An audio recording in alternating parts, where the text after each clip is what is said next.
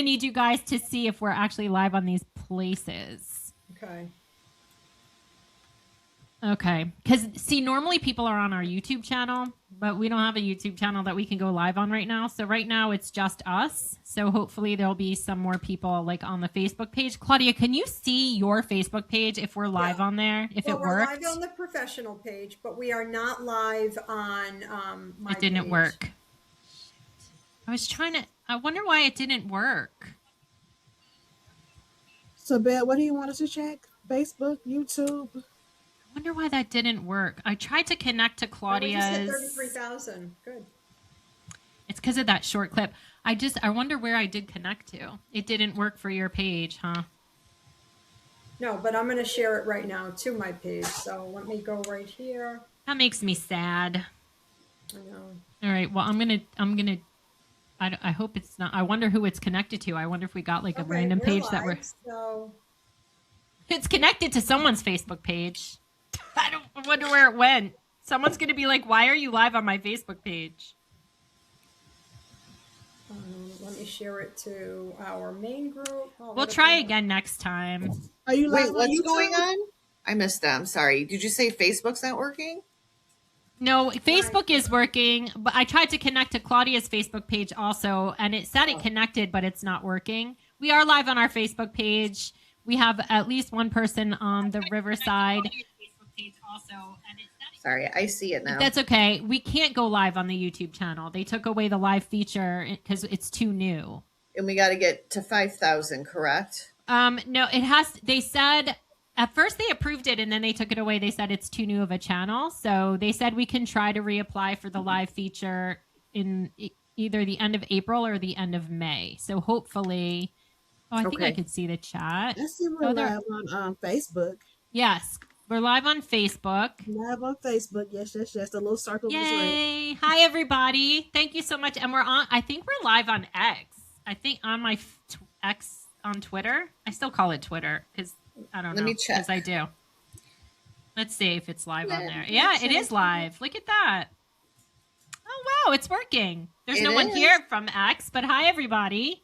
I hope someone comes up on X. Look at us. Good. Hey, guys. We have about 15 people on the Facebook page right now, and we have I think one person here from, I'm trying to figure out how to get to everyone's public chat. Let's see how to get to the chat.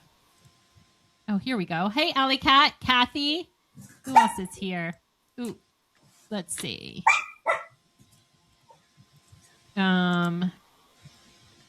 Melinda, Alley Cat.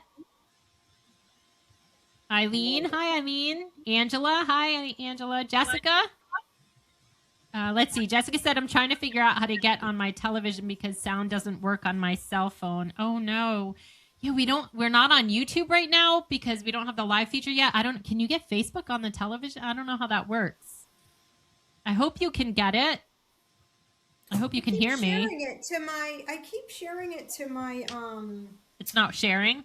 It's not sharing to my. Let me try. Personal page. Let me try. I wonder why it didn't connect. Like it says it's connected to your page. Hi, Cole. I love having Cole. Let's see. I wish we could get that streaming key to TikTok. We can if you want to go on there now and try to figure it out. We can't add it once we're already on.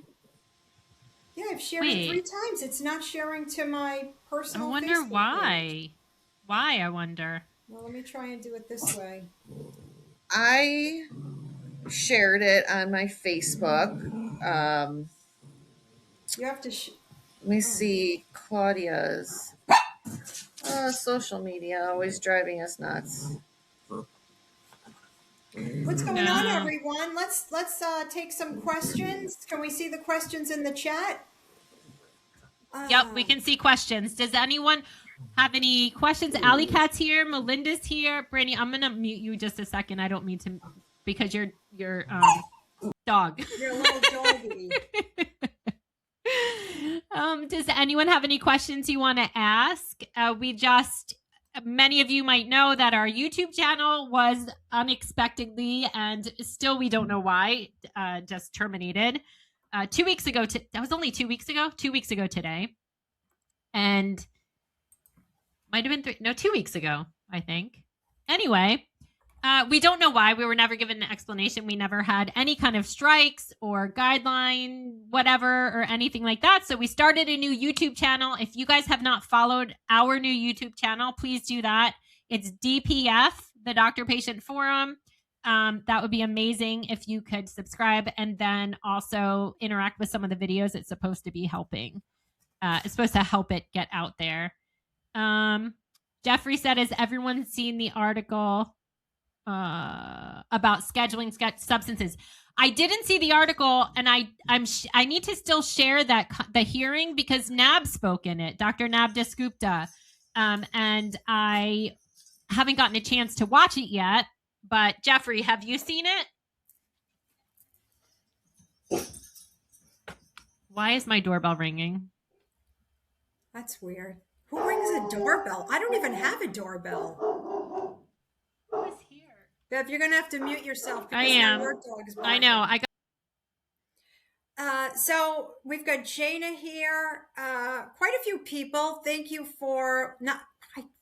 Angela says, I've been bedridden for weeks. How do you find a good doctor to give appropriate treatment? I just saw that question. Very difficult. See, they're all afraid.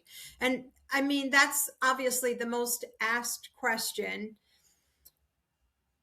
I mean, you can contact your insurance company, but they're all afraid. See, everybody is afraid of the DEA, of the state medical board.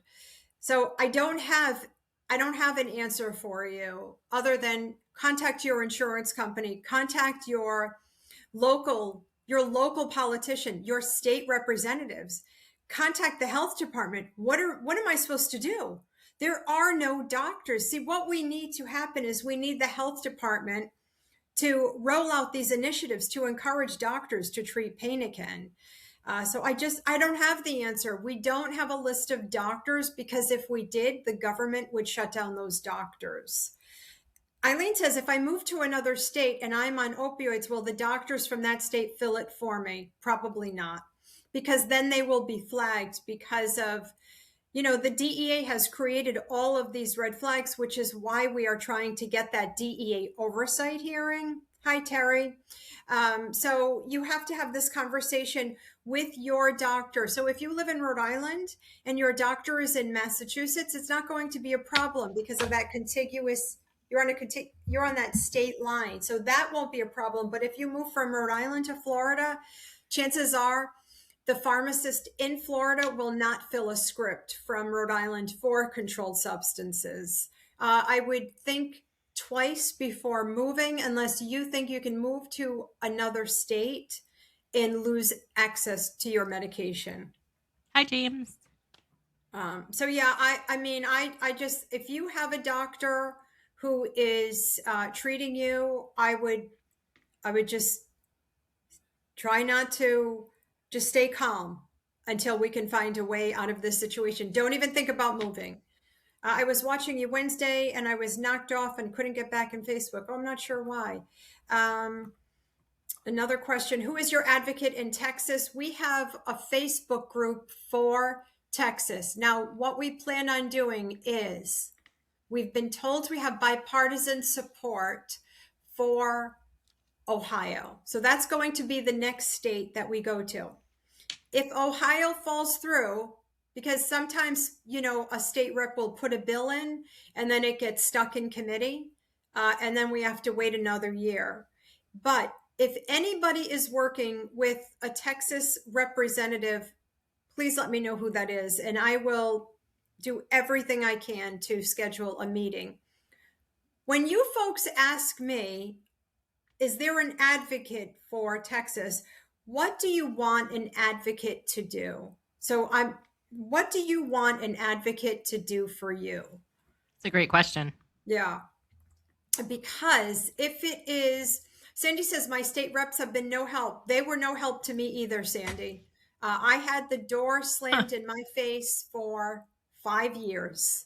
And we're finally at a place in Rhode Island where they know who I am. They know I'm not stopping. And we just had that additional legislation that just passed the House. So you're never going to get help the first 100 times you reach out to them. You have to be relentless. I'll never forget. Greg Amari said, "You tortured me."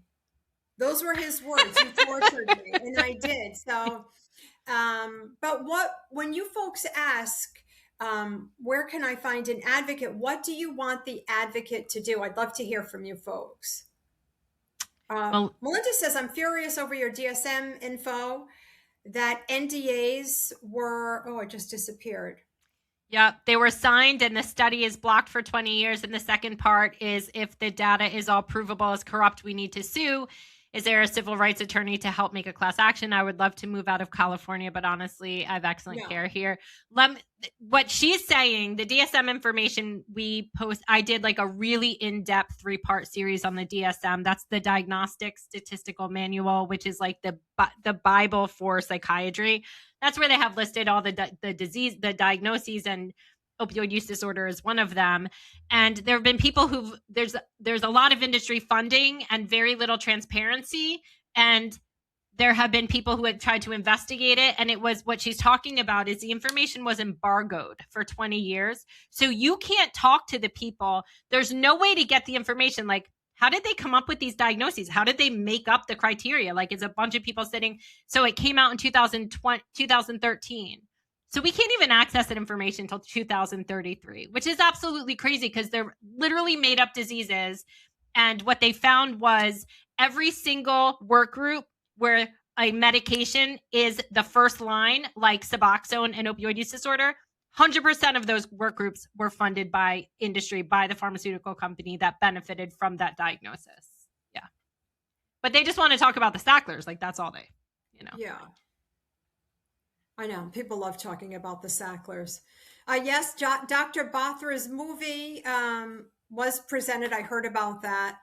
I hope he can, get some recognition. Yesterday, a Texas physician was sent to prison. Well, first they sent her to jail. She has to report back in 2.5 months for her sentencing, and they told her plead guilty because it's an unwinnable case. That's why so many of these doctors plead guilty. Tomorrow, Beth is going to join me at the Rhode Island support group, and this Texas doctor, she's going to go to prison for something she had no knowledge was happening. She had a bunch of liars, cheaters, and diverters in her clinic. The DOJ says there were 50 of them, and they were selling their medication to this ringleader, is what the feds called him. And they arrested her, but they let the liars, cheaters, and diverters go on their way. And that's why doctors won't treat pain. I mean, think about it. Can you blame them when you have to always look over your shoulder? Who's going to come for me? The state medical board, the DEA, Medicare, Blue Cross. Who is it? And now I'm seeing an uptick in the feds targeting concierge doctors. So it is. I'm trying to find the live video so I can share it to Patreon. I don't even see it though. Oh, I just shared it. I had to use the. How do you share it? I mean, how do you see it? Like, I don't even see it on the page. So confused by this. Oh, I saw it. No, I see it. Oh, yep. We are live. It says we are. Yeah, we're live. Okay. Cole says, "Oh, I see. A family member or close friend can help advocate for you." Yes, absolutely. But I don't want people to, meet somebody on Facebook and then that person shows up at your doctor's appointment and then blows it for you, because you really don't know who you're dealing with on social media. And please don't share your doctor's name with anyone unless you FaceTime that individual. Don't just text somebody and, you don't know who you're texting with. And that's how we got in this horrible situation in the pain community with my cyber stalker. We really never knew who we were dealing with until we saw her homely face in court. Cindy says, "I've been fighting this for 5 years." A lot of sadness in the pain community, so much suffering. Lindsay says, "Several doctors told me it's too much paperwork or mouse clicks for opiates." Absolutely. Yeah. They've told that. I mean, they tell me the same thing. Also trying to push me to get pain control, to get injections. Nope, don't do it. Social media will be the demise of the interventional pain industry. The procedures will help a small population of people. I think you folks really need to protect yourself. Hi, Beth from Maine. I did have a doctor from Maine reach out to me not long ago to tell me he supports our efforts. I don't even know how he found me. Kentucky here and can't get. So people are going through this in all 50 states. No one state is better than the other. Everybody is going through the same thing. FEAR. It doesn't matter. Even if you're like some people are getting told by hospice doctors they only want to prescribe gabapentin because fear doesn't discriminate. It doesn't matter. Everybody's afraid. So what's the solution to this? We need Congress to intervene. We just need Congress to intervene. I think it would be great to repeal the Controlled Substance Act, but we need courageous senators to say this is a problem. And we need both sides of the aisle to come together. You see Eileen's comment? Yeah, Eileen's. Yeah. I put it on the screen, but hold on. Let me try to find it again. Right here. Okay. She said, I had surgery on Friday. The pharmacy would not fill my opioids. I had to fight with the pharmacy. Had surgery on a Friday. They didn't fill it until Tuesday. That is absurd. Eileen, what reason did they give you for that? That's what I would like to know. Like, what did they? Anytime someone tells me that, I always want to know what was their reason? Yeah. Sometimes if they're already taking control of other pain medication. Yes. I don't know why people are talking about this Vice article. Almost no treatments alleviate back pain according to science. But this is dated. But this article came out March 19th, 2025. Why are people talking about it now? Send it to me. Are a lot of people talking about it? Yeah, send it to me. And people are talking about it now, and Vice just did. They wouldn't have made a mistake, right? No. I don't know. Send it to me. Bridget said I have several tears in both meniscus and won't help me either. The pain. I'm in bed or couch bound till surgery. I hope you have surgery soon. I have to say, I've had a bunch of orthopedic surgeries, and the meniscus surgery was the only surgery I ever had where I went in way more pain than I came out. Like it was actually, I woke up with almost no pain from that surgery. So it worked very well for me. I hope it's the same for you. Eileen, you said the medicine wasn't in stock. They would not call another pharmacy. I'm on a lower dose of for chronic. Yeah, it's probably because I don't believe them that they didn't have it in stock. I think they didn't want to fill it for you because you're already on pain medication. If that ever happens again for anybody, if anyone's out there, if you're on chronic opioid therapy for pain and you're having a surgery come up, deal with it ahead of time. Either I would have your surgeon and your pain doctor communicate if they're willing to communicate to each other. If not, say to the pain doctor, can you take over and can you give me the extra prescription for this surgery? Can you cover it?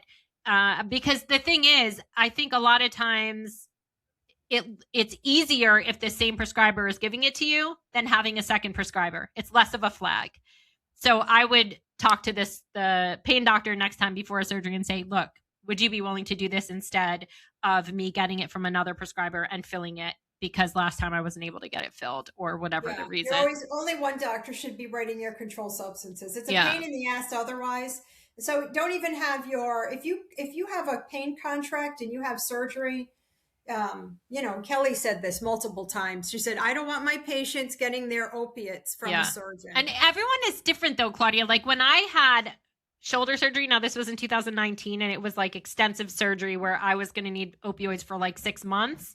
My shoulder surgeon actually is the one who took over my chronic opioid therapy. Also, he wanted to take over everything, but it was an agreement between the pain doctor and the orthopedic and the surgeon. That's the biggest thing that needs to happen. Well, no, they need to decide which one is going to do it. Like sometimes the pain doctor doesn't want to be the one writing for extra medication. I've seen that happen a number of times, but they need to figure it out between the two of them which one is going to do it, and then just do it.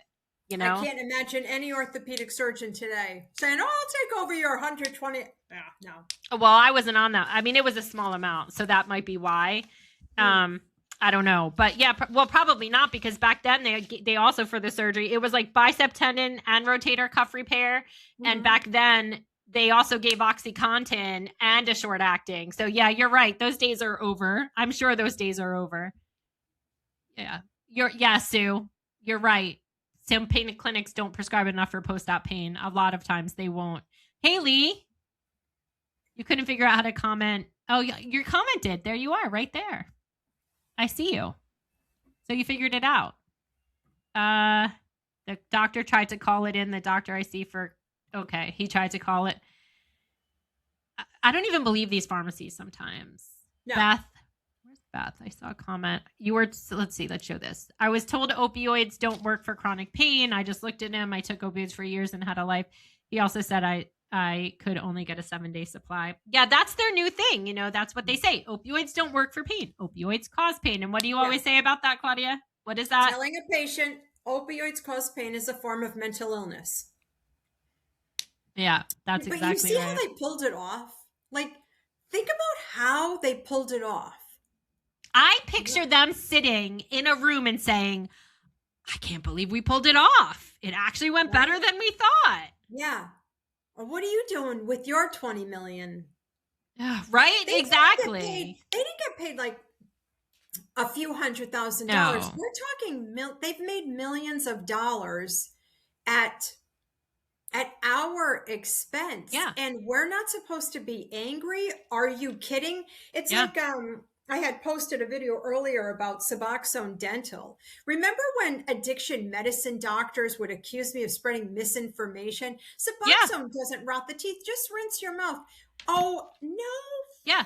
And then remember when you were accused of spreading misinformation because you said Narcan is in the PDMP in some places. And then remember when you were accused of spreading misinformation because you said patients are being forced to purchase Narcan so they can, and remember over and over, they were like, no, because it's true, which I want to bring that up. That is one thing that I wanted to talk about tonight is we have a Narcan survey. I'm going to put the link in here. If any of you have been made to get Narcan, if your doctor said in order to get your pain medication, you have to get Narcan, whether it was once or repeatedly, and then you went to the pharmacy and the pharmacist made you get it, please fill out this survey. We are trying to, no one's gathering data on people who have harmed. We've had about 300 responses, and so far in those 300 responses, about 60 people were unable to purchase their medication because they could not afford the Narcan. And even if they said to them, I have it at home, they still wouldn't let them. So I'm going to go get that link, and we're the only ones collecting this data. Nobody is counting, nobody is measuring, just like everyone else. This is a public health campaign. This is a public health initiative because everyone should be carrying Narcan, but nobody cares how it harms people who are in pain, who are being the ones who are forced to get it. And we heard them say this. I think it was Gary Mendel, Claudia. What he said years ago was, we need everyone to get it, because he was one of the biggest lobbyists for this. We need everyone to get it. We need everyone to carry it. Everyone to carry it so that whoever overdoses, every single person is going to have it to bring them back to resuscitate them or whatever, to reverse their overdose. And so the best way to do it, he was like, most people get a prescription for an opioid at some point or another. So the best way to get everyone to have it is by having mandatory co-prescribing. If you have an opioid, you have to get Narcan, then they'll have it and it'll be done with. But it's not done with because first of all, it used to be prescription and not over the counter. So CMS was paying for people they were paying for a medication that wasn't needed for that person. They were paying for medication for that person to use it for someone else. Like how that's not like insurance fraud, I don't know. But now it's over the counter. It's been like 2 or 3 years now. And so CMS doesn't pay for it. And so you're forced to purchase it. And we've heard anywhere from $15 to $155. So I'm going to get that for you. If you guys want to read through the comments, Claudia or Stan, if either one of you want to. How is this not racketeering? I think Jessica just said I'm being forced to get a spinal cord stimulator. No, nobody can force you to get a spinal cord stimulator. And that argument will never hold up in court. So if you get a spinal cord stimulator and you get paralyzed, you can a jury will never hear, well, I was forced to get it. Because the lawyer defending the spinal cord stimulator is going to say, So somebody held you down and made you get a spinal cord stimulator. So people, you've got to stop saying they're making me. Nobody's making you. You're choosing to do that. It's not, you don't want to do it, but they can't make you get any of these procedures. You're doing it to maybe hold on to your pain medication. But folks, you just have to know the spinal cord stimulator will not help most people. It will help a small population of people. But if you get paralyzed from the stimulator or an injection, you can't use this as you can't use they made me get it as a defense, because it'll never hold. It'll never stick. We have a comment from Melanie. She's not saying where she's from, but she said they want me to get the pain pump surgery when the oral pain meds are working fine for me. Yeah. When your surgeon tells you who they are up front, believe them. Your doctor is telling you up front, I don't care about you, and I don't care if you die after I implant a pain pump. I don't care if you become septic. This is who your surgeon is. There's no reason for anybody to get a pain pump if they can tolerate oral medication. So once again, you can't say I was forced to get it. You don't want to get it, but you're still doing it. You have just say no. Remember, just say no. You're going to lose your pain medication probably, but would you rather lose your pain medication or become paralyzed? Who's going to take care of you if something bad happens during that surgery? I want to tell everybody we have 4 surveys, including that Narcan survey. We also have a forced taper patient abandonment survey, and then just a general share your story as a provider or patient or family member survey. These are Google forms. They're secure. I'm actually the only one who sees them right now, and you can see on the forms we ask your permission if it's okay to share the de-identified data, or if you want to talk to journalists or media, we get that information on there. So please, I just dropped the link in the chat. Please go to there. It's a public link on Patreon. It has all of the surveys. They're also on our website if you want to go there. I think it might be under Get Involved, but yeah, so they're on both places. Please feel free to share your story, because everyone talks about their stories on social media and then it dies there. So we're trying to collect them because nobody else is. There's just nobody else doing it. So people have asked, well, what are you going to do with all these stories? Hopefully we can encourage our government to measure patient outcome. And until they're doing that, we're going to continue to collect the stories because nobody else is. And, we've been accused of selling the stories, of letting. Someone said we sell your data. None of that is true. It's ridiculous. But if you have any concerns about things like that, please feel free to ask. I'm happy to answer. People are recording their doctors say, if you don't get the stimulator, I'm not going to prescribe. People are recording it, and they're taking it to the Attorney General's office. So You know how you go to your pain clinic and there's a sign closed? That's the government. The government is going to systematically close down all these greedy, gluttonous pigs. But here's the thing.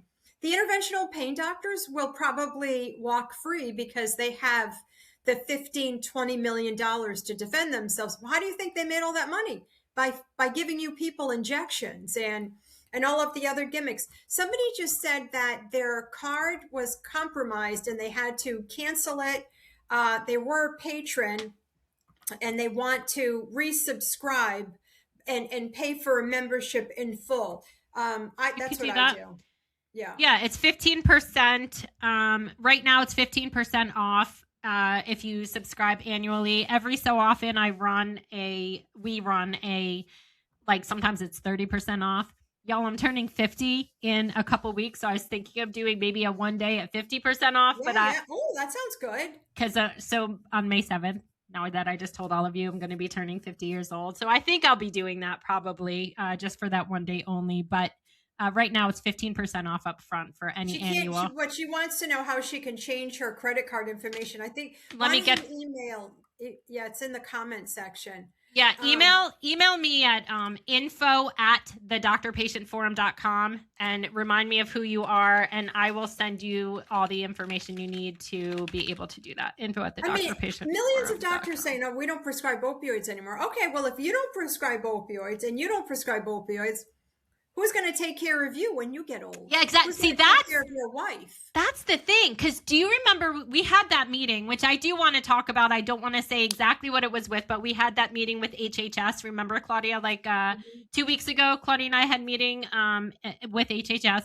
And how many people were there? Maybe like 5 women, would you say? How many people do you think were there? I can't 6, count. including us, 6. And there was an older woman and the rest were super young. And you could tell the older woman, I'm not saying she was old, but she was older. You could tell she was the one who was engaged. She was like, because I think when people are older, they realize, oh my gosh, like this could be me any day and it's going to happen to us too. And I think doctors do understand that also. Like it's not better for them. We've had doctors call us, we've had who they can't get their pain treated, which is hilarious when a doctor's calling us because they can't get their pain treated and it's in the system that they like work in. Look at your doggy.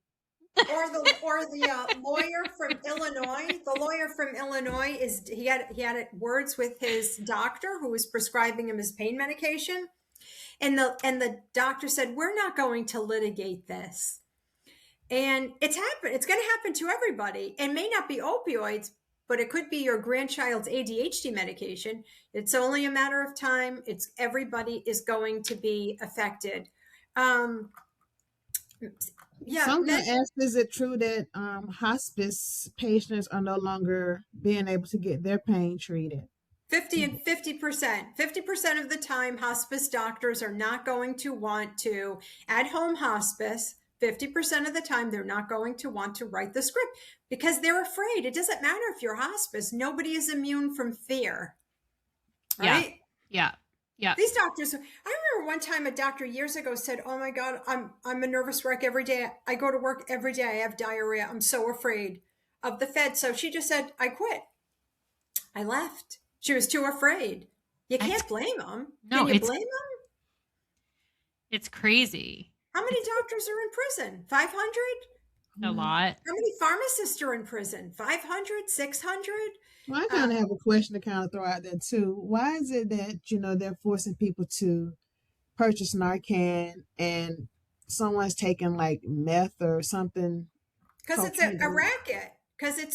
Because the pharmacist is playing God. And now they're requiring people to get Narcan for Klonopin because that's what happens when you create this toxic environment. Everybody is afraid. Everybody wants to cover their ass. And so what if Narcan's not going to work on Klonopin? I don't want to dispense a controlled substance because that's what you got all these different people playing God, especially some of the pharmacists, like the younger pharm. Yeah. Oh, they're so sickening now. The thing is, San, it's a public health measure, and public health, their philosophy has always been protect the whole, even if it means sacrificing the individual. And that's what they actually said out loud with the CDC guidelines. So we're going to protect future addicts from Same with the COVID vaccine. Right. We're going to protect future addicts from ever being able to access grandma's medicine chest by not giving medicine for grandma. But it's okay if grandma, doesn't have her pain treated because she's sacrificing herself for the good of the future addicts who can't have access. But the fact of the matter is, I don't think that actually is eugenics. Like that's what eugenics was based on, that idea that we're going to protect the whole by sacrificing the individual. And I don't think anyone has the right to tell me that. You don't have the right to tell me I have to sacrifice myself for everyone. And the future addicts just found their way to a different substance. And that's the thing. That's what I was going to say, especially when there's no evidence it was going to protect anybody to begin with. And the fact of the matter is it didn't protect anyone. It hurt the whole and it hurt the individual. And the thing with Narcan is they see pain patients as people who often had insurance, and they saw it as a way to get everybody to have Narcan in hand. And the thing is, the people who did it, like Shatterproof and Gary Mandel, they had a partnership with the pharmaceutical company who makes Narcan. And so they had a lot to benefit from financially. And that's this. Tammy Jocelyn Hartman on Facebook says, all of us have it, Narcan, but we don't hang out with addicts because we don't want them stealing our meds. Wow. I But mean, also, you know, how many Yes, millions of expired Narcan kits are in people's homes, and there you go. why aren't the environmentalist activists enraged? What kind of effect? That's made of hard plastic. So, what I kind of know. effect does this have on the environment? And why aren't more people? And the virtual signers will say, well, I want to save somebody's life. Yes, I know I'm Yeah. virtuous. I want to save someone's life too. I would want to save someone's life too. But Claudia, out of 333 responses, I'm going to see if I can share this. I want you guys to see this. Let me see if I can share this. Can you guys see the responses to that survey? So, Yes. so this is out of 331 responses. And I said, what has happened to the naloxone kits you are required to obtain? Select all that apply. Four people use them on someone else. So 4 out of 30, 1.2% use them on someone else, which is great. But 86% are expired or sitting home unused. And then 21% disposed or unused. And so, like, I don't understand the purpose of having them if they're going to be thrown away or sitting there. And these are paid by, they often tax dollars now, but I do think, like, you'll see the vending machines, you'll see the boxes everywhere, you'll see the police trying to give it out because the settlement funds, one of the things it can go to is Narcan. And so people will apply for grants, like harm reduction organizations will apply for grants to get Narcan and then give it away to people, which is great. I think Narcan is great. It saves lives. I'm glad it saves lives. I'm glad that that's a reason overdoses have come down. I'm not against Narcan. That would be ridiculous to be against a medication that saves lives. I'm against forcing people to purchase it in order to get their pain medication. I'm absolutely against mandatory co-prescribing, especially because it is in the PDMP in several states. I think 7 of them, 4, I can't remember if it's 4 or 7, that it is in the PDMP in those states. And we do not know if it's in a risk, is considered a high risk for a risk score. And we heard from 2 people who, one was denied life insurance because they had an Narcan prescription that they didn't even need, and one, their premium went up because they said, well, you're higher risk. If your doctor gives you Narcan, clearly they think you're risk. And so now people's life insurance is being affected by it. And now doctors are being questioned. Well, if you didn't think this patient was high risk, why would you prescribe Narcan? Because you told me to. See, the red flags have caused red flags. That's the only way. It's really true. In Texas, there was a Rite Aid. The DEA went after the Rite Aid in Texas. Claudia, do you remember this? It was DEA and OIG. They went after Rite Aid in, I believe it was in Texas. This was quite a number of years ago. And they said to them, you filled a Narcan prescription and an opioid prescription for this patient. Why would you do that? Clearly, the doctor thought they were too high risk because they gave them Narcan. And it was like that doctor was requiring it because they're told to require it or they're told to prescribe it. But that's exactly what happened. So then the pharmacist was investigated because of it. It's crazy. And then, of course, I'm going to say this and people are going to be like, that never happened. It happened. I'm not making it up. I'm not making up the fact that these people had their life insurance affected by it. And I really would like to hear those of you who have been forced to get Narcan. I would love to hear your stories. So please, I'm going to drop the link in the comments again. We actually have 331 comments. Got a question too on Facebook asking go ahead. about is it okay for her pharmacist that she's been going to since 2014 to put her on the spot and ask her illness every time she fills her prescription, as well as force her to purchase the Narcan?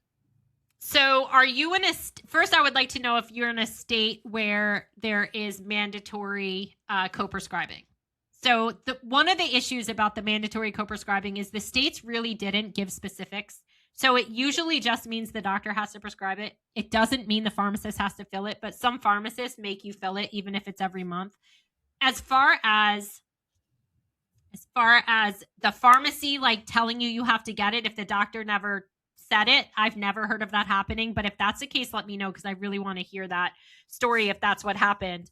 And as far as the pharmacist asking for your diagnosis, yes, they have actually been given that they need to be, what is it called again? I forget. Whatever it's called, the responsibility that they have, the pharmacists have corresponding responsibility. Their corresponding responsibility is they have to do their due diligence, and that may mean asking you what your diagnosis is. Now, they should not be having to ask you But it every should single be- time. But you know what? It should be on the script. It should has to be. always be on. And the it- you know they what? She Yeah, go said ahead. that it's the younger pharmacist, not the older.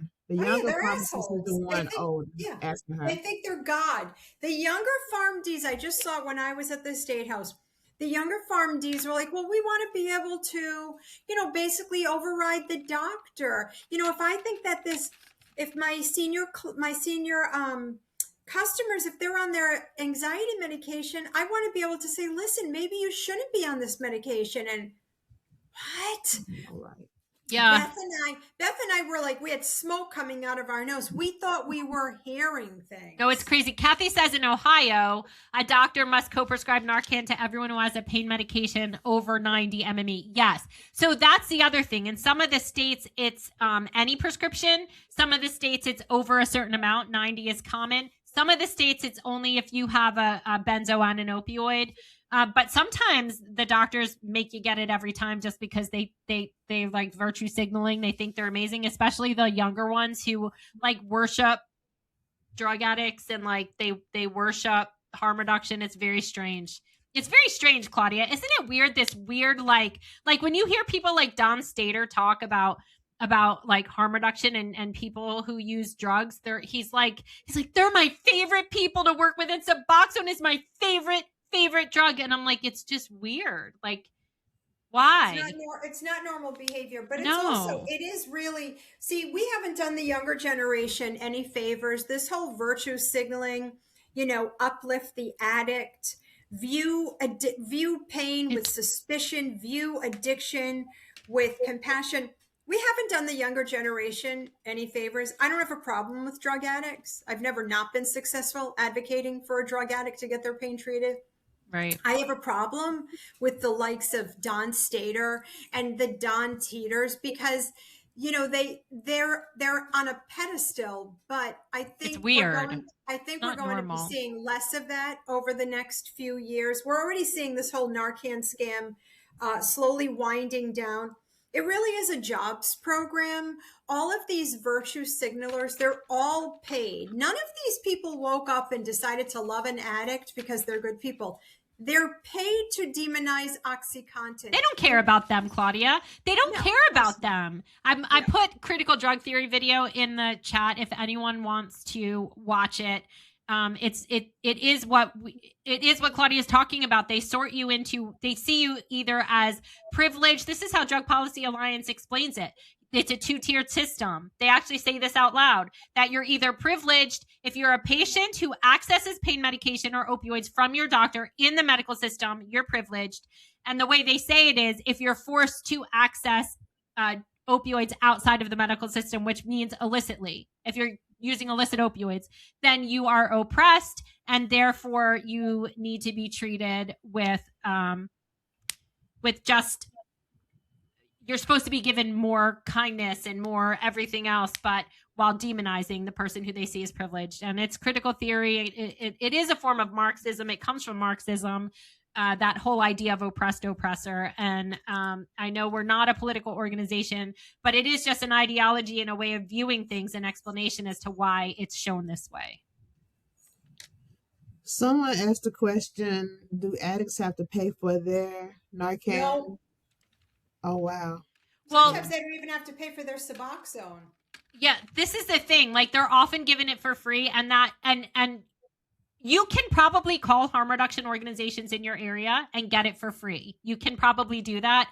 And they'll say that, like, why are they paying for it if they could just tell them to call this number and they'll deliver it to them. And I'm like, yeah. So when the 85-year-old woman calls us and is like, goes to the pain doctor and goes to the pharmacy and they're like, oh, I couldn't get get it because I couldn't afford it, we're supposed to say, okay, here's the number you call and then drive across town to get it and pick it. No, this is what I think. If you are going to force pain patients to get Narcan, when you prescribe an opioid, then you need to either give it away for free at the doctor's office or give it away for free at the pharmacy. Have it right there at the counter and say, this is for you. You're required to have it. Other than that, I don't agree with it at all. Not even a little bit. I have something to share. Someone said I was forced to get Narcan in order to get out of a psych unit that they put me in because I was fed up with my chronic pain. No pain's med, even though psychiatrist says the need for them, but you better get the Narcan or we won't release you. I mean, and this is why I think we have a pretty good lawsuit.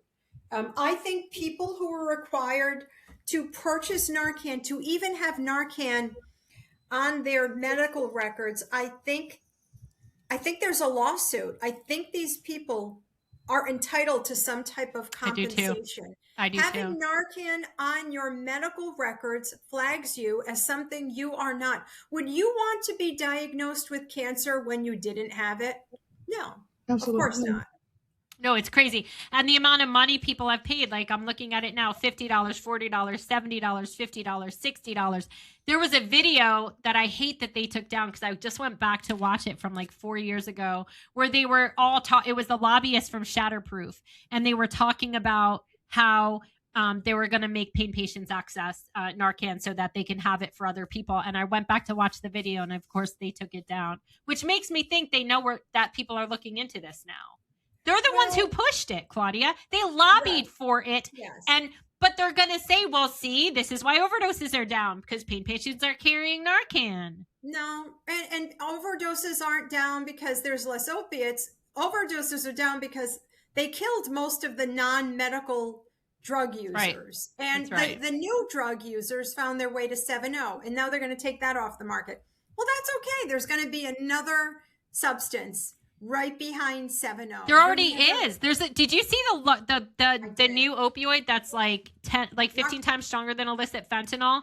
Claudia, I'm looking at and Narcan didn't even work on it, they said. So I'm looking at this. How many times were you on the survey? How many times were you made to get Narcan? And 43% said once. And then 35% were 2 to 3. And then the rest were 4+. Some of them were made to get it every single time. 24 people were made to get it 6 times. I mean, this is ridiculous. Like what? So it's just piling up. And I've had people, I say to them, go, if you have Narcan at home, put it in your bag. When you go to the pharmacy and they say you have to purchase Narcan, I want you to show them the Narcan you have. If you have 6 of them, bring all 6 of them and say, I have all of these. I should not have to pay for it again. And see what they say. Take them all to the pharmacy and record it. Make a video. Yeah, that's what I'm saying. Yeah, that's what I tell people to do now. Like, take it with you, so they can't say, "Oh, well, we don't have proof that you have it." Well, now you do, because here it is right here. A young lady just posted that she takes methadone, but she's never been required to purchase Narcan. Is that methadone for pain, or like at a methadone clinic? She didn't specify if it was for pain. She was just saying that she takes methadone, but she was never required to purchase Narcan. I think most people if it's a methadone clinic, I don't think they're required to have Narcan. People on Suboxone, I don't think they're required to have Narcan either. I think it's just full agonist opioids, people without OUD for the most part. I've never seen anyone say, I would like to hear, but I could be absolutely wrong. But if you are at a methadone clinic or a Suboxone clinic and you've been required to purchase Narcan or get Narcan, please let me know. I would love to hear the stories. You can email me info@thedoctorpatientforum.com. Okay, another question. Someone asks, is a pharmacist breaking HIPAA by asking your personal business? No, he's asking you. So, yeah, he's part of, and it's part of the healthcare team. Okay. I'm scrolling through the questions, everybody. I'm reading. No, that's okay. Now, if he screams from across the counter and 17 people can hear about your pain medication, then that is a violation of HIPAA as far as I'm concerned, and they need to not do that. As a reminder, the whole DPF team's going to be in Atlanta on Saturday, April 25th. for a presentation and a support group. So don't forget, look at our, check out our website. We'd love to meet you folks in person. Tomorrow, Rhode Island support group. Somebody emailed me and said, I can't make it. There's going to be traffic with the No Kings protest. I was like, what is a No Kings protest? I still don't know what that means. I don't know what it means either. I don't know what a No Kings protest is. I'll have to look it up. I'm not sure what it is. Is it going to generate any revenue for the state? Is it, what happens at a No I don't Kings know. protest? I'm not sure what they're protesting. They don't want the president to turn the United States into him being the king of the country. Oh, is that what that means? Oh, so it's against Trump? That's what the No Kings. It's okay. against the president. Yeah. So like if he becomes king, then of course if he passes away, his son or whoever. So that's is there like a chance? Like, are we not being? Is there a chance we're not a democracy? Is that what they're saying? Like that we're going to be like he's trying to not make us a democracy. Yes. Okay, that's what they're saying. According to them, I don't know a whole lot about it, but the premise of it is no king, no dictator. And But even with the protest, isn't he still going to be president another 2 years? Absolutely.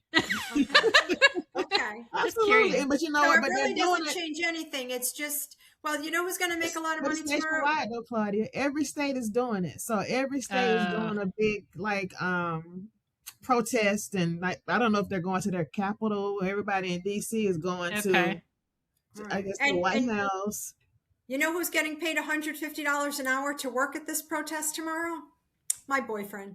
Allie Cat just said if he were a king, they wouldn't be allowed to protest. That's like a really good point, Allie. That's true. Yeah, so that's why he's trying to take it there, because that's not my personal opinion because I don't know, but you know I sometimes read up on this stuff, and that's what they're saying. He's just trying to say we don't need last year to approve that. I just want to do what I want to do. Right. Oh my God, because Isn't it the same thing that they had last year? Last year, my support group, it fell on another. That's what I was thinking. That's why I said to you, we got to figure out what this thing is. Let's do that. See, I missed a comment here. Hold on. We're going to have really yummy pastry tomorrow. I'm going to go to this bakery really early tomorrow. I'm so excited. Jana said the pharmacist yelled at me after they'd filled a couple of prescriptions already, and I was transferring the rest of my prescriptions there, but he didn't like the pain management showing it was telehealth. He demanded if he was going to fill my meds, I had to find a provider to see in person every month that was closer, or find a pharmacy closer to the provider 2 hours away to have meds filled. This was after the Rite Aid I'd been for years closed and left me with partial fills before they closed. Jana, first of all, let me say I'm so sorry to hear that happened to you. I want to explain, you probably do understand this, but they've created red flags, and one of the red flags is distance from patient to provider and distance from pharmacy to provider and pharmacy to patient, like a triangle.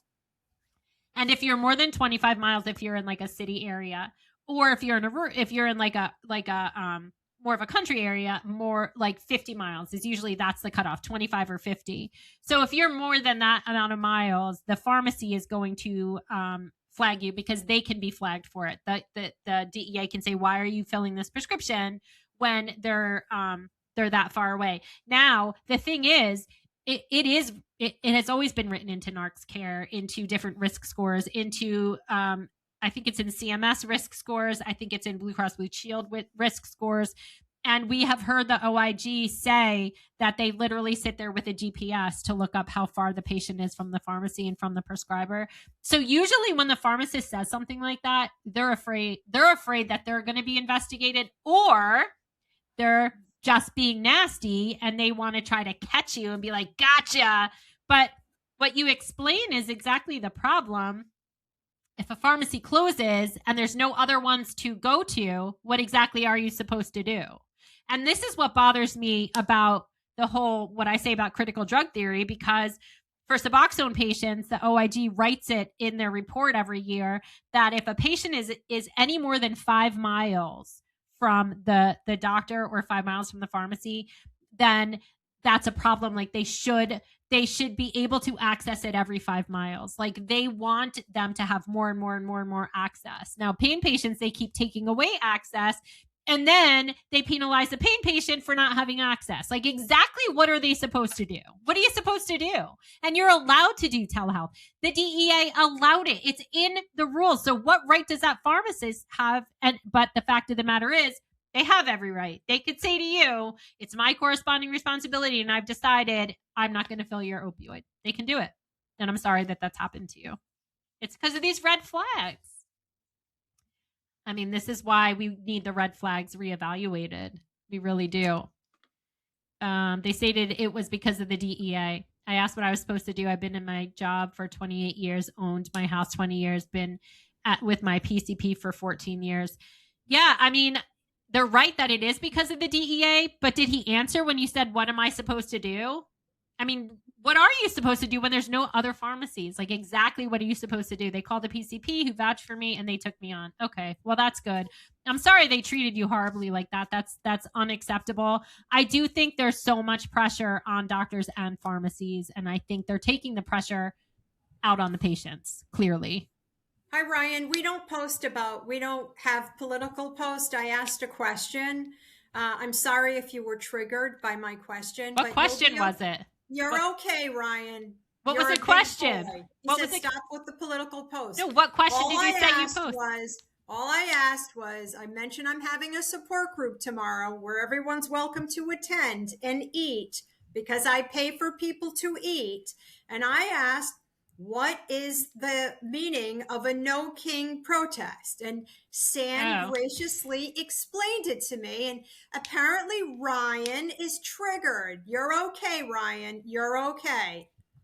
We're all okay. We all, people, almighty. The fact of the matter is we are nonpartisan. There are people here who are very, very far left and progressive who we advocate for, and there are people who are very far right who we advocate for. So I don't care what your political party is, Ryan, but you seem to care what ours is. But anyway, it's okay. You know why that bothers me? Because people make their pain a political issue. I know. Which is something we have never done at the DPF. I've been working with mostly Democrats.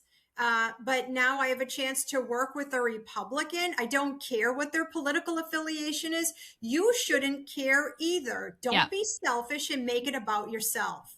I get pissed. I really do. I know. Claudia, can we test like next week or something? I want to try to test your Facebook page again to try to figure out how to connect it next time. Yes. Just a quick test. I know you. Does anyone know if our medications are linked to our DL, which is driver license, I'm assuming?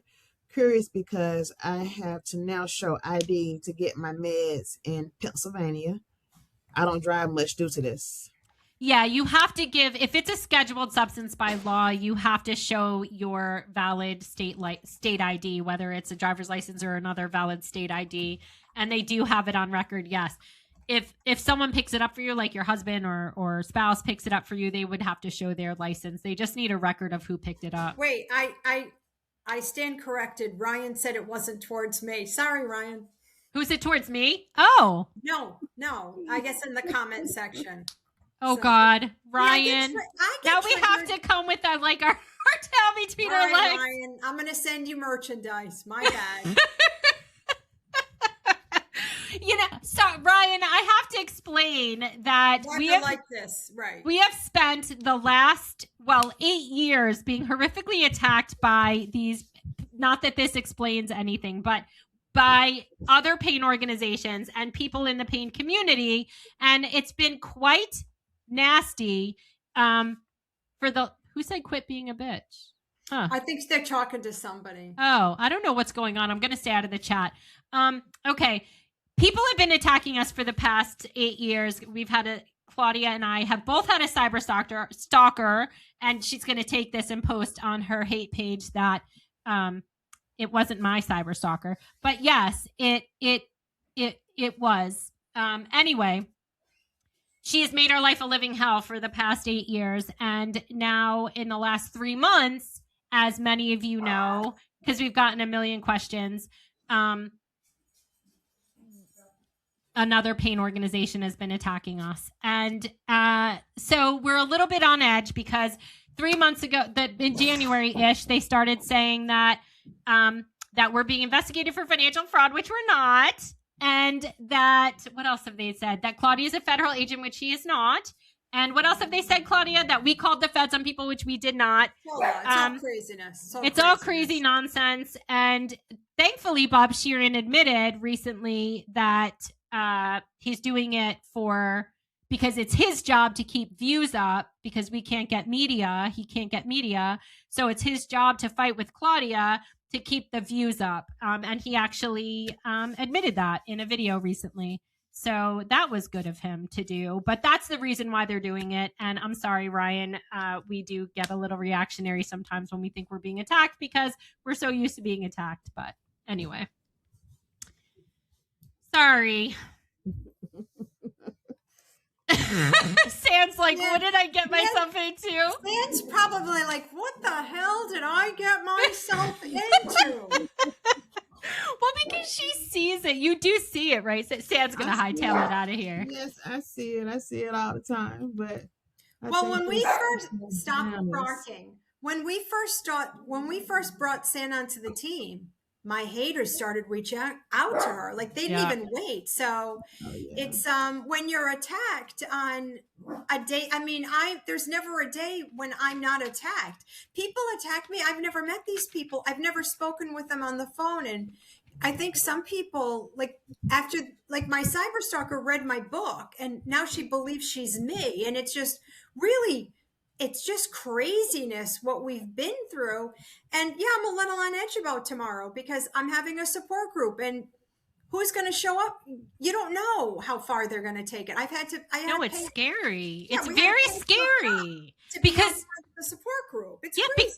Because Bob Sheeran thinks it's all a freaking game that he joined up with the cyber stalker who have made our lives a living hell. And she has what she calls her war chest of every communication that she's ever had with Claudia and me, whatever, from 2017. And so Bob Sheeran goes on these random rants where he's posting random screenshots from private conversations as if it means anything. And he's too stupid to know because people are like, what does that even mean? Like, I don't even know what you're saying. And he thinks said, which guy paid an artist to depict you as I was just about to ask that. Right, so what that means is, another supposed advocate who is vulgar. Who, Casey? I had ChatGPT made a meme of the three of us, and I thought it was adorable. I think we look cute. I thought we look cute too. She's calling us the plastics, cute. And Casey this is what she says. I base my advocacy at the very opposite of what those plastics do. She calls us the plastics, I guess. What? Because she's saying we're fake. She's not an advocate. She's not even an influencer. I don't know what she is, but I know that she is a liar because, let me address this because I'm sorry. I didn't want to get off on this, but I need to address this. Casey continues to say last year, 2 years ago, she made a rant saying that I threatened to call CPS on her. Never happened. Casey, I want you to show me those screenshots. Never happened. I didn't even know you had a child. Second of all, now who she is. Now she says, but now she's changed it to Claudia Morandi threatened to call CPS on me. We don't know you, Casey. Right. Nobody threatened to call CPS. She was angry because I came to Michigan and she was not too fond of me speaking up. Then she was charging people dollars per minute to speak to her. That is a fact. I have the screenshots. She responded to another CPP about how much she charges. She was charging people in the Michigan DPF group. Once I was asked to be an admin, she booted herself out. She tried coming back in multiple times, but this is at the same time she is talking crap on TikTok about Bev. And the story continues to spiral with her. She's an angry person. Listen, these are serious accusations. That's a horrible thing to say about anyone. I would never do that. Why would you make up a lie like that? It's harmful. But it's libel. It's slanderous. It's libelous. It's also a very serious accusation. And if you believed that I did that, beg you, go to the authorities with Exactly. this evidence. Exactly. Everyone keeps saying, oh, we have evidence that you've charged 500. Great. Show it to us. Because let me tell you something. If anyone ever charged anyone in our name, they stole We from need to you. know. Because we need to turn that over to the authorities. Yes. We have a Patreon page. We opened a Patreon page 3 years ago. Prior to 3 years ago, nobody should have charged anything ever in our name. And that includes Casey Had. If Casey had charged you in the name of DPF, I want to see that evidence because I need to turn it over to the authorities. Yes, we need Casey to Had bring this to never to had the right to authorities. charge in our name. She never worked for us. I'm sorry. My dog just came over here because he was like, are you okay? I'm so tired of this. Like 8 years, Claudia. 8 years. And here's the truth. If you have anything to do with me, you're always going to catch shit because I'm the advocate people love to hate. Although I don't know why. I still don't know why. It all started, I'll tell you why. People are asking, who's this girl? It all started with Deborah Feldman Stein, who has now become Deborah Touches Hawks. Okay. We started Don't Punish Pain Rally November, December 2017, right? There were 4 of us: David Israel, Deborah Feldman Stein, Claudia, and me.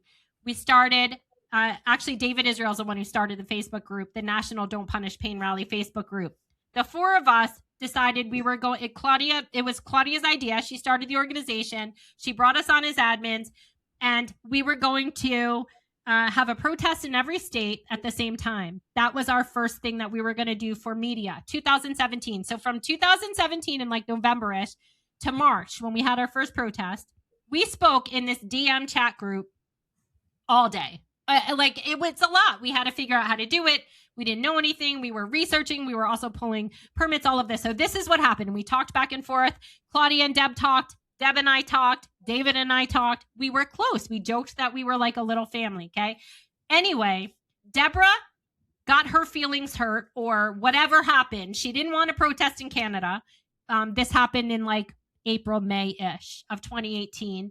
And for whatever reason, she turned. Now, she's posted later on that 1 month in, so in December, that she knew Claudia was a fraud and that she was talking to her just to gain her evidence. That's what she says, okay? I don't know what's true, but I do know that she called me in May of 2018 and said to me, Bev, listen, Claudia's a fraud. She doesn't have Crohn's disease. And hey, Mike. Look at this hot state trooper. He's come to arrest me. Okay, get out of the frame for a minute. Hey, Mike. Okay. So anyway, let me just finish the story. So in May of 2018, she tells me Claudia's a fraud. She doesn't have Crohn's disease. She shouldn't have a handicap sticker, and she needs to be turned into everything. And she said we need to ban her from the group, steal it, and run it ourselves. So that's how this all started. I called Claudia and I was like, Claudia, I got to tell you something. I'm scared of Deborah because she's crazy. And this is what happened. From that moment on, it's been game on for her. She's created a gazillion Facebook pages, Twitter accounts, TikTok accounts, attacking people in Claudia's name, sending this screenshots, this Dropbox of everything, everywhere. One of the people she sent them to was Bob Sheeran. For the last 3 or 4 years, Bob Sheeran, and some of that information is very private information about my childhood abuse that I had shared with Deborah. Bob Sheeran has threatened me and us since 2022 to release all of it to the public. And I have all of that evidence and continues to talk about my childhood abuse like it's something that he has a right to speak about. But he posts random screenshots. If you ever see these random screenshots that you don't know what they are, that's what they are. They're from those DM chat groups, that chat group from now 8 years ago, 9 years ago. So that's the story. Can you imagine Bob Sheeran, as disgusting as he is, thinking that it's his privilege to talk about my colleagues' childhood trauma? Because one thing that Deborah did that was the most disgusting thing is, and I'm not quite like, I'm an advocate for people who are sexually abused as children. I don't have a hard time talking about it anymore. I will fight for anybody who was abused as a child because it's a life sentence when you are abused as a child, and it is hard to work through. But it went through the criminal court system when I was in high school. He pled guilty. It was over by the time I was 19 as far as any of that. But Deborah decided that it would be fun to try to torture me. And she started posting everywhere that I was a willing participant in this abuse when I was a child. And she posted it everywhere. She would create new Twitter accounts and tag me to post these things, details, that disgusting, vile lies. In hopes, because she was so desperate. She was so desperate to break Claudia, to break me to her. Right. And it did break me. I called Claudia when I first saw that. Hysterical. Like, it broke me. It did. At that time, this was what, like 4 years ago. And I was like, Claudia, like, I couldn't even breathe. Bev called me. It was a blood curdling scream. I'll never forget it. So when people say, well, why can't you get along? Don't ever if somebody breaks into your house and beats your mother, do you want to get along with that individual? We're not the same, Bob Sharon, you and I. You'll never be me. In fact, there's very few people who will be me. And let me tell you something. Bob Sharon knew all of that. This is how he got involved. Deborah wrote those things about me in my childhood, saying that I was a willing participant when I was 14 years old on Bob Sheeran's page. I had never spoken to him before that. This was 2022. And I messaged him on Twitter and I said, Bob, I am begging you, take it down. I was freaking out because it was shared like 20 times. Not only did she post it, you had Lauren DeLuca and Shasta Rain and these other people who are women who were laughing about it and sharing it. And then they made their own videos about me and my childhood abuse, saying that I was a willing participant. And so I begged Bob to take it down. And at first he was like, yeah, I'll take it down. But then he was like, you know what? I'm not going to take it down. Not only am I not going to take it down, I'm going to release all of your chats and all of your discussions, which has my information in it that I told Deborah. And I told Deborah this information because she told me that she was an expert in childhood trauma, that she was an abuse survivor, that she knew EMDR, and that she could help me. That's why I talked to her. Yeah. I felt like she groomed me, actually. I really do. But she was none of those. No, she was none of those things. These are psychopaths. I need people to understand that Bob Sheeran tried to blackmail me with that information, saying I'm going to release it to 5 states at one time. If you don't have Claudia make this statement, whatever he wanted me to have her say, that she was a fraud and all of that. And so for people to be like, hey, it's just 2 people not getting along. No, it is not. That is not what this is. And it's very insulting too when people say that to us. There was where people say there's a feud. There's no feud. It's not a feud. We've not met these people. But what I want people to understand, if somebody broke into your home and murdered your child, would you say, let's just get along? And why can't we just get along? I want to say, we've never met any of the only people we've ever met is Brandy. And that's why we are so selective in who we bring to our team. But that's why I can never get on the phone. My phone rings all day, all night. I can't talk to you folks. I don't know who you are. Yeah, because this is what would happen, okay? During this time that she's made our lives a living hell, someone would message me and say, look, Deborah has attacked me too. And I remember this girl, Tori, did it. She's like, Deborah attacked me too, and I need to talk to you about it, and we could figure out a plan. I was like, great. Remember this, Claudia? So I called her, and I'm like talking, and I'm like, okay, yeah. And then hang up. And it's all over the internet because Deborah was on the other line, because that's what she does. She's psychotic. She is absolutely psycho, and like single white female is all I can say. Single white female. When I attacked single white Ryan, female. Yeah, sorry, Ryan. Why. That's why. I'm sorry. Single white female, because this is what and I do think that, and there's a hate page, we know, beware of the doctor patient forum, don't punish pain rally. Social media accounts and my daughter's names. She spoke with my daughter. Yeah. Put a picture of Claudia's mother. Claudia's mother fell and broke her back, and we would message each other. And so Claudia sent a picture of her mom in the hospital to Deborah. Deborah posts that picture next to Deborah's gun license. That's a threat. Of course it's a threat, right? But she knows just how far to go, right? Yeah. And now Bob Sheeran has taken those screenshots to prove he said that I was in a mental hospital, never happened. He said that I have a morphine addiction, never happened. I was actually allergic to morphine. I never had it until I was like way older. So I don't even know what he's talking about. He says that he's in a different category. But he's using those screenshots is the thing. He's using those screenshots to prove whatever he wants to prove. I don't know what Bob's deal is. I don't know why he can't stop focusing on us. I really don't. But it's really like his rants about like us being the feds and all. Look at her loving that. Look at that. Look at that. And we have confirmed, we've actually confirmed the feds were never outside Bob's home. We have confirmation that no local or federal agents. See, Bob is just a trash can where Deborah is a true predator, a true psychopath. But you guys, I have to say goodbye. But thank you, everybody. I'm sorry. We didn't mean to go off on all of it's that. Hard. I'm Listen, sorry. when you've been through what we've been through, you got to cut us some slack. Are you going out to dinner? Are you doing we're something? Going out for Mexican. Oh, fun. What are you going to have? A quesadilla. Yeah, I love quesadilla with mushroom. Oh, you don't. Every time you say it, don't. I hate mushrooms. Yes, Allie. Bob has Claudia derangement syndrome. Absolutely. And that Casey had when she posted about me, she's so vulgar. And that other one, Janita, who are you people? I mean, if you're going to attack me, put on some pretty clothes, maybe some pearls before you wage a war. They're so classless. Like when you have to put your best foot forward. Thank you, Jana. Thank you, everybody. I'm so excited about tomorrow's support group. You know what I'm really excited about? Going to the bakery in the morning. Oh, what are you going to get? I'm going to send pictures. I love Shviyadel. They don't even have it here. Do they have it up there? Wait till we go to Georgia. We're gonna do it big. All right, bye, everybody. Can I just click goodbye?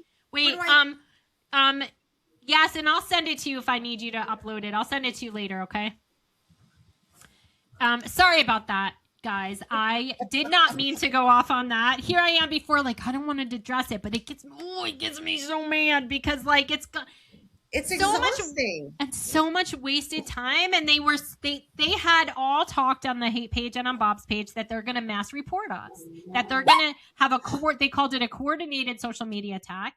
And our YouTube channel got taken down. Is it from them? I don't know. Because they won't tell us why. But I'm not sure. I'm not sure what happened. But I do know that Bob, they celebrated it on the hate page. And Bob, for some reason, has decided that he wants everyone to cancel Patreon. And so for some reason, he thinks half the people canceled that, which didn't happen either. But he's like super hyper focused on our Patreon page.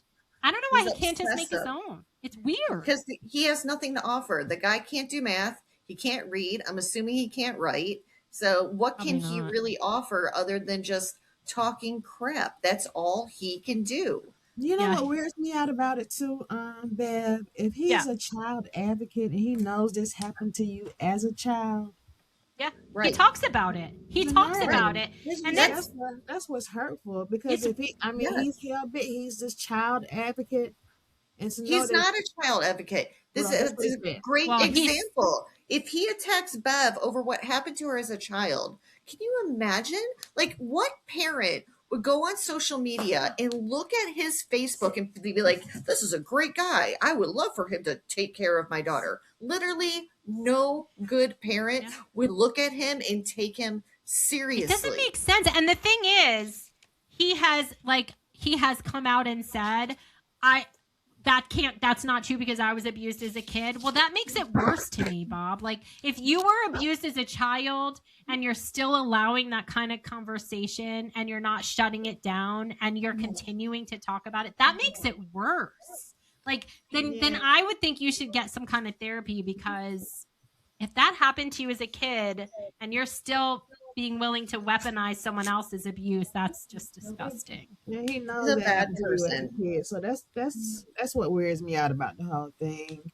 It's just strange. There's a lot of stuff that wears me out about it because I can't believe men sit up and talk about women.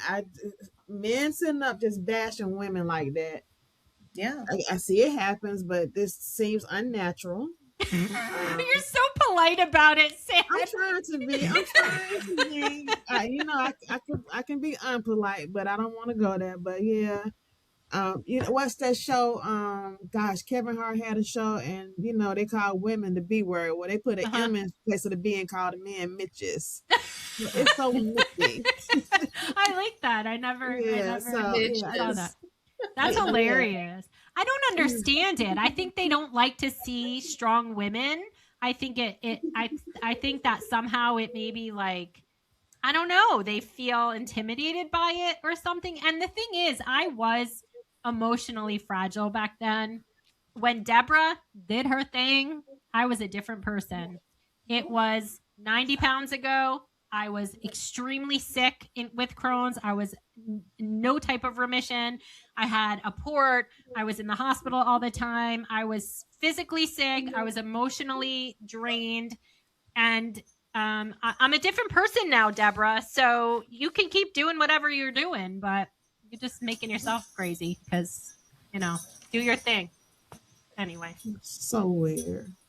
It is so strange. It is really strange, but I do appreciate all of your support because, we try not to talk about it a lot. I've gone back on my word to myself that I wasn't going to address it on X, and I went back and forth with Bob a little bit because he just says the craziest things, and so I'm just asking him, stop defaming us, because clearly we're not the feds. We never called the feds. He claims that the feds showed up at his house and there were he had a whole yard full of feds. No evidence. He would have videoed that. No you guys business card. No screenshot. He would have put that on Facebook Live or something. Just like he met the president too. He had meetings with the president. So Susan said he wanted to work. He says he wanted to work with us and was rejected by us because of who he was. None of that even happened. See, that's not even what happened. He never even wanted to work with us.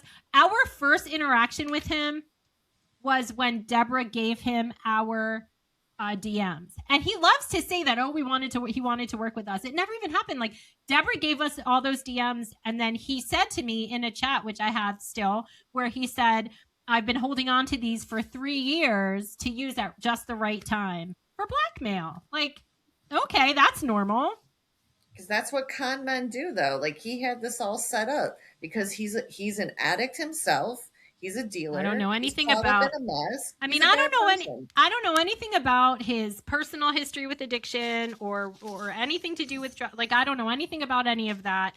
And if he if he struggles with it, I do hope he gets help. I don't even care. Honestly, clearly has psychological help. Well, he needs psychological help. That's clear. He needs psychological help. He's addicted to BPF. That's what he's addicted to. And his wife, who I don't even know who she is all over social media being like, and Bev is so ugly, I can't stand looking at her face. What woman does that to someone else they don't even know? I don't know you, Amanda Sheeran. I don't know you. Why are you talking about how I look and sound?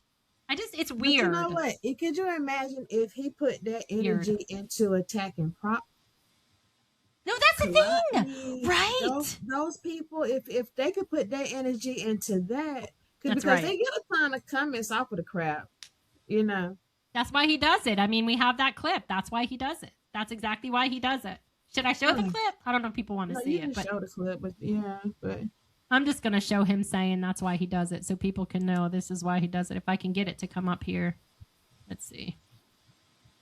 I don't know if I can get it to work now. Probably not. No, I can't get it to work. But anyway, so thank you guys for allowing me to vent and just listening to us because it's crazy and it's exhausting. And he likes to say that we don't do our own work. That's not true. He doesn't do any work. I could assure you that we do our own work. Carrie, Judy, and I have been researching together since 2020, and we've listened to I don't know how many CMEs and webinars and videos, and I take the clips myself. I sit there and I do, like, I can assure you we do the work ourselves. I don't know why he continues to say that, but yeah, that's what he says. Yeah, it's just sad. It's just sad. So if any of you do have any questions though, like about any of it, feel free to ask us. Like you can ask whatever you want. Like I'm happy to answer you if you do have any concerns. I prefer you coming to us than, being over on the hate page. And because we are the thing is, if you're on that hate page talking crap, we're gonna have to block you because we see you. Well, because I'm scared of that page. I'm scared of those people, and so we do have to block those people. Okay, I think I got it. Let me see if I can get this on here. This is Bob talking about.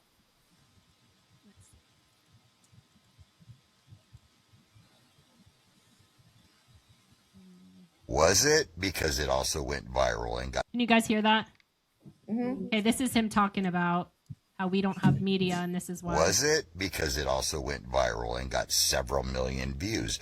That's like 20 commercials in our world that brought people to American Pain and Disability Foundation, where we've had 2.3 million people go through the public page so far. That's the important stuff. That is our media right now. That is that. When we beg, Joe Rogan can only do so much when we beg him all the time. Hey, help us, help us, help us. He does, but he can't just focus his life on chronic pain patients every segment.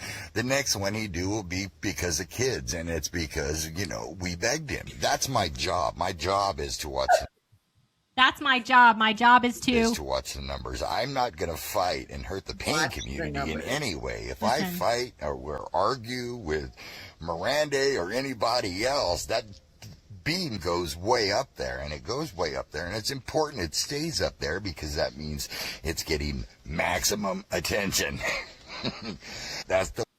So what a psychopath! Like what a psychopath! This game is played. That's the way this game is played. She's actually pretty smart. He said she was smart. That's why I wanted to play that. It's intense.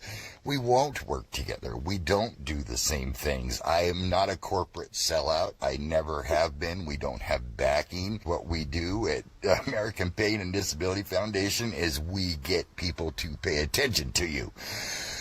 That's. Dude, smoke less. You can't breathe. It makes me not be able to breathe. It does. It makes me not be able to breathe when I hear him not breathing. Anyone not breathing. Anyway, so yeah. So first of all, we don't have corporate backing, in case anyone wanted to know. I don't know why he keeps saying that. His laugh, I know. He always laughs. It's weird. He always says we've never made money. We've never taken any money. The Suboxone lawsuit, we don't make money on that. I don't know why he says that. He says we have like 5 LLCs and we have one nonprofit. Here it is right here. But anyway, so he admits that's why he wants to keep the numbers up. And he equates views to followers, and he acts like people seeing a reel and they're like, oh, I want to know more about this org. That's not what happens at all. Yeah. It pushes people away. That's what. Yeah, I get involved in the drama of the mess. Yeah, I mean, people are asking about Red. Let me tell you, Red Lawhern is a legitimate researcher. He is very smart. He knows a lot about this information. He's a great advocate. He's effective. His wife has chronic pain. He's legitimate. He's been taken by Bob, and I'm not sure why. So he did kind of, threaten us really a few weeks ago, and just sent us an email saying that, because Bob told everyone that we called the feds on him, and now he has to get a lawyer. So he told us that we should pay for his legal representation. We're like, what? None of this even happened. And so that was unfortunate. That actually did hurt my feelings, because like he didn't even give us, like, it was just an outright, you need to pay for Bob's legal representation and you need to behave yourself and stop. Why would you call the law? We never did that. That never happened. But we did call the local law enforcement in his area to see if the feds had even been there, or the local law enforcement had been there, because we did tell them, we were like, this person is saying that they went to his house and said that we called that Claudia called him, and they were like, yeah, that didn't happen. I know Bob likes to say that that's illegal, but it's 100%. I was on the phone. I heard it. We were both on the phone with them. That actually happened. So yeah, and I don't want to talk bad about Red, because I actually have a lot of respect for Red Lawhern. I was really hurt by what he did. I think he's under a lot of stress right now. His wife is either dying or end stage cancer. He is under a lot of stress, and he's never done that to me before. I think he really believes Bob, and I think Bob is a good salesman, and I think he's told a lot of people this story, and so many people are believing it now. I mean, I called someone else on his board for help, and they wouldn't help either. And so, yeah, it was hurtful, and I don't want to talk bad about Red. I hope he protects himself with Bob, though, because Bob is not legitimate. He's not. There's something really shady there. I don't know exactly what it is, but exactly, Tom. I'm going to give him some grace too. Like I said, it hurt my feelings, and Bob has used that to try to say we went after Red. We never went after Red.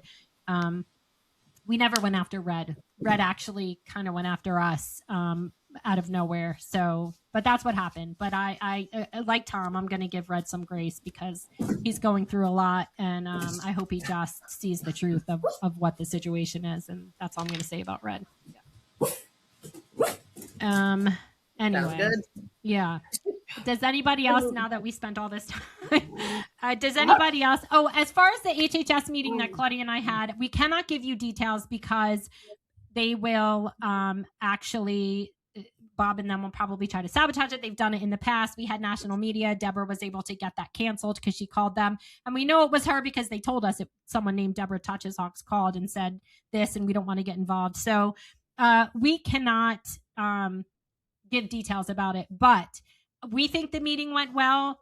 They told us we should hear an update in a few weeks. Once we get that update, we will let you guys know if this opportunity comes through. It's going to be a really, really amazing opportunity for chronic pain patients to be heard who've been harmed by opioid reduction. So please, for those of you who pray, please pray that this goes through and that they approve this. It would be a really great opportunity. We put a lot of work and time into this, and but we're just trying to throw anything against the wall and see what sticks, like if it doesn't work, that's okay. We'll pivot and we're going to focus on something else. We have a lot of things coming up. For those of you who are on Patreon, the next exclusive Patreon video is clips with Dr. Dan Berlind. It's 2 parts. The first part is going to be out March 31st. For those of you who didn't hear before, our YouTube channel had gotten strangely shut down a few weeks ago. We have a new YouTube channel. It's called DPF, the Doctor Patient Forum. Please subscribe to it and interact with videos because that's what makes it grow. Please follow Claudia on her personal Facebook page and the DPF page because that's what pushes the content out also. Does anyone else have more questions they want us to answer? And if anyone's on Riverside, you have to be using a computer on the Riverside link. If you want to call in, you're welcome to do that. We just were upgraded. We were in an old grandfathered plan on Riverside, and so they just kind of upgraded us recently without charging us more money, and I'm not 100% sure how to use it, but I'm hoping if someone wants to call in that it'll show up somehow and that I'll be able to figure it out. Let's see, Jana, I thought you made a brief comment that something in Washington was possibly going to help. In Washington. Oh, I don't know. If you can show me the post, then I will let you know. There's so many things that come up. If you're on Patreon, if there's a collection called State Specific Information, if you look up Washington, if there's anything there, it would be there. Thank you, Jana, for rewatching the new videos. If you can like them and comment and I'll interact with those comments, that would be amazing. Thank you for doing that. I didn't realize that even just like people commenting pushes the content out. I'm trying to learn the analytics of YouTube. It's very confusing. Let's see. Someone asked, is there a Minnesota DPF? There's a Minnesota Facebook page, yes. Yes. Every DPF has a state Facebook page. Every state has one. It's DPF Minnesota. And I will tell you that there is a phenomenal advocate. She's been at this way longer than I have, named Cami Lavelle. And she is, she's been on that page, but she also does her own thing outside of DPF. And she has done absolutely amazing things in Minnesota. She's the one who is responsible for pushing through legislation. She's probably one of the best advocates I know in this space, and she's taught me so much. Like I kind of look at her as a mentor for years. Like she's phenomenal. I love Cami. So yeah, if you're in Minnesota, I would definitely look up Cami Lavelle and go to the DPF Minnesota page on Facebook for sure. I know she was just testifying for something. I'm not sure. I think it was in Minnesota. And people who are asking questions about these pages, I suggest going there and start conversations. That's how I kind of got Georgia active. I just got on there and started interacting with people, and then I after like listening to a few videos off of the DPF website, and you gave suggestions of reaching out to my legislators. I started reaching out to my legislators and got a lot of feedback and a lot of meetings, and I've met a lot of great people just here in Georgia and just throughout the U.S. because we also invite people from other states to come on to these meetings. Sometimes they have the opportunity to speak and sometimes they do not. But however, it shows that this is not only an issue just in my specific state or your specific state, it's affecting us, nationally. So get the page active. If be the voice, start the conversation, reach out to one of your lawmakers and then invite people from your state to jump on the calls or to go to the Capitol with you or to write letters, emails, and then also reach out to us at DPF. And I've kind of got, I can't say I'm great at the calls, but you are. Don't sell yourself short, because Claudia says you do an amazing job on those calls. So don't be selling yourself short. Don't do that.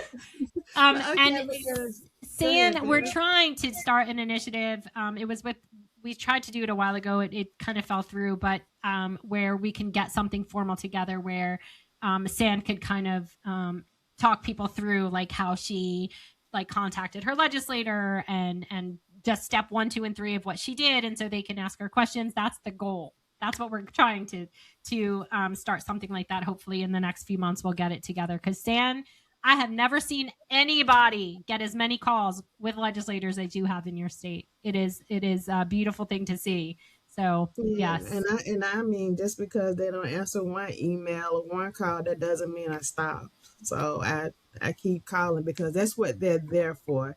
And sometimes they are oblivious to what we're going through. Sometimes some of them are going through some of the same things that we're going through.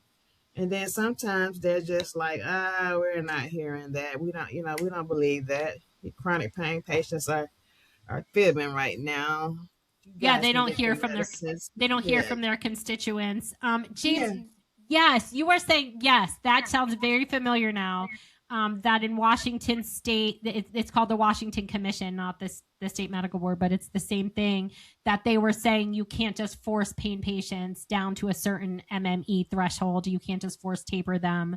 Yes, we do have that information on Patreon for sure. I think it's on the public section. When it's something like that in a state, I usually just put it on the public section on Patreon so people can find it. So if you go to Patreon, I'll put the link up here and put Washington State in the search field. That information should come up. That sounds very familiar now. And for those of you who don't know what Patreon is, it's a subscription page where you can subscribe for free, or there's 3 tiers.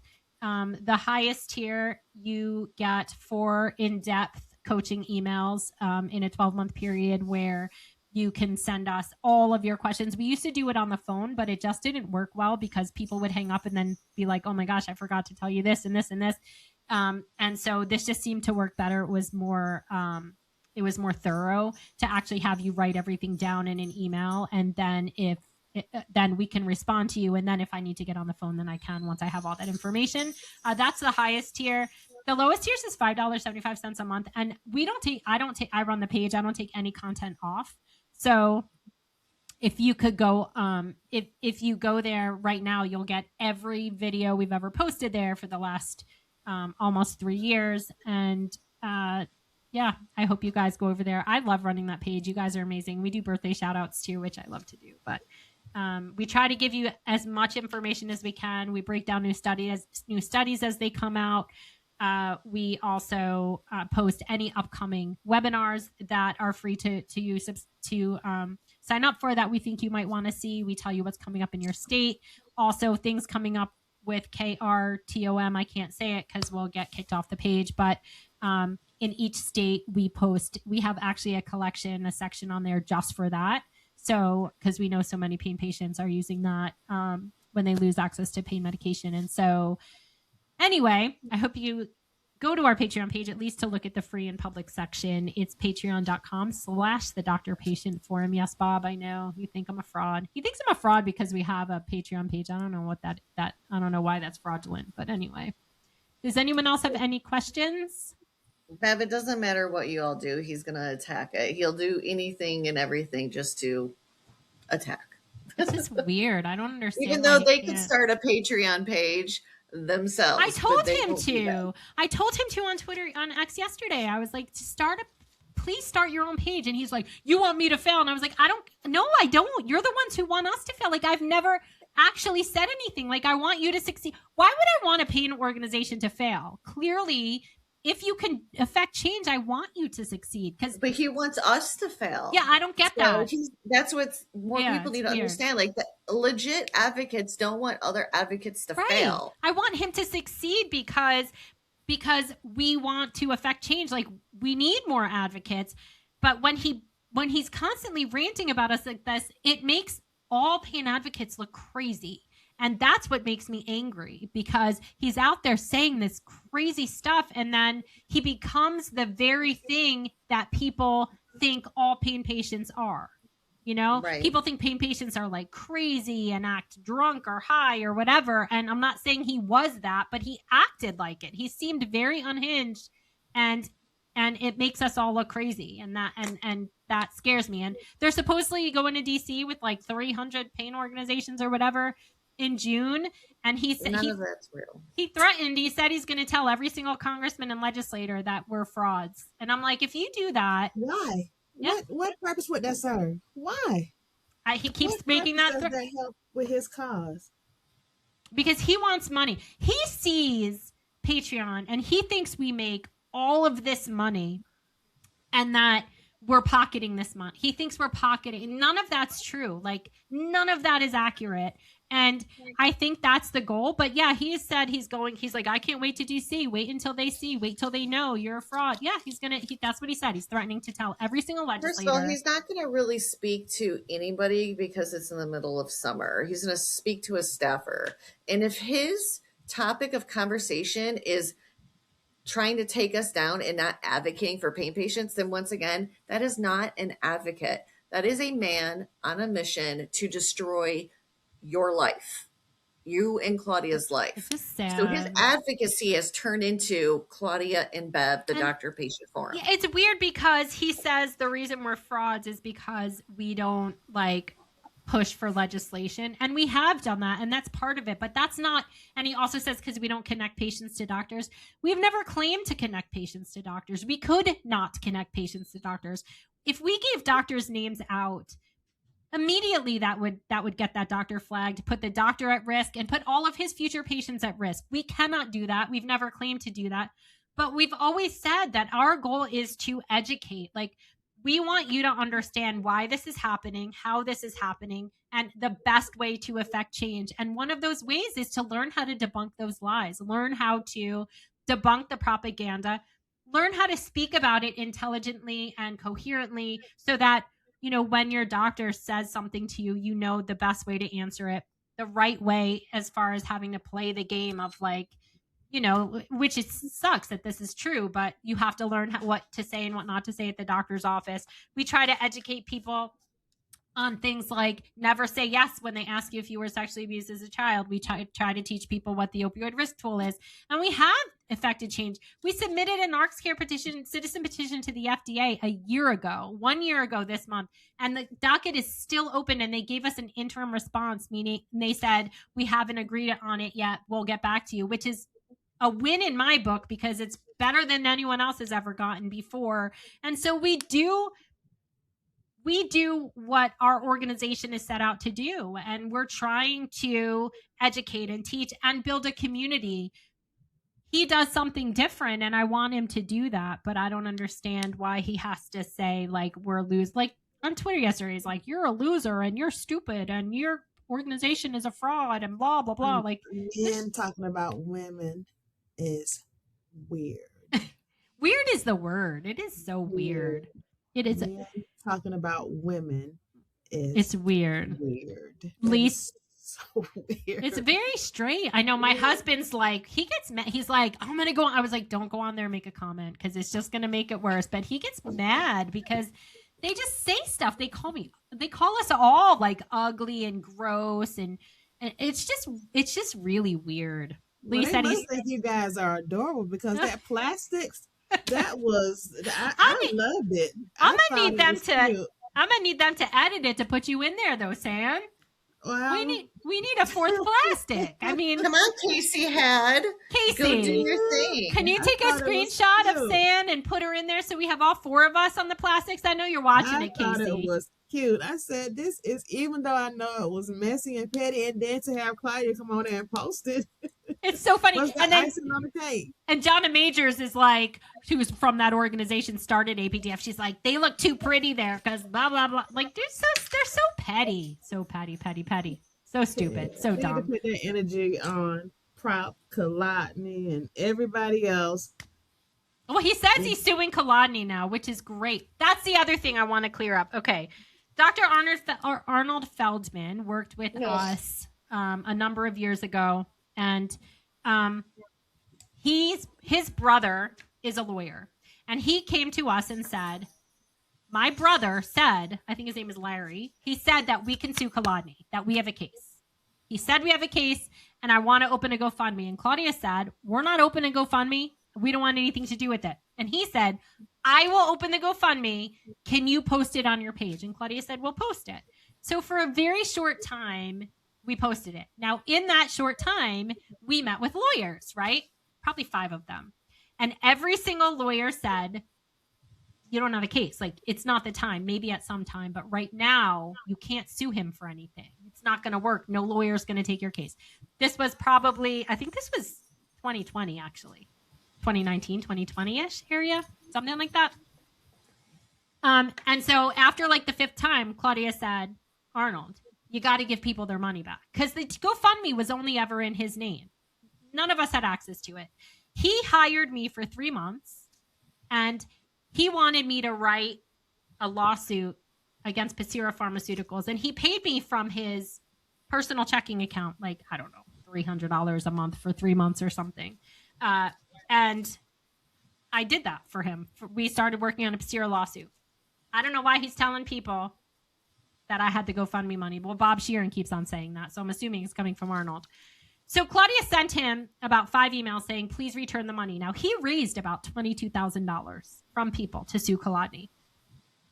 And we couldn't find a lawyer.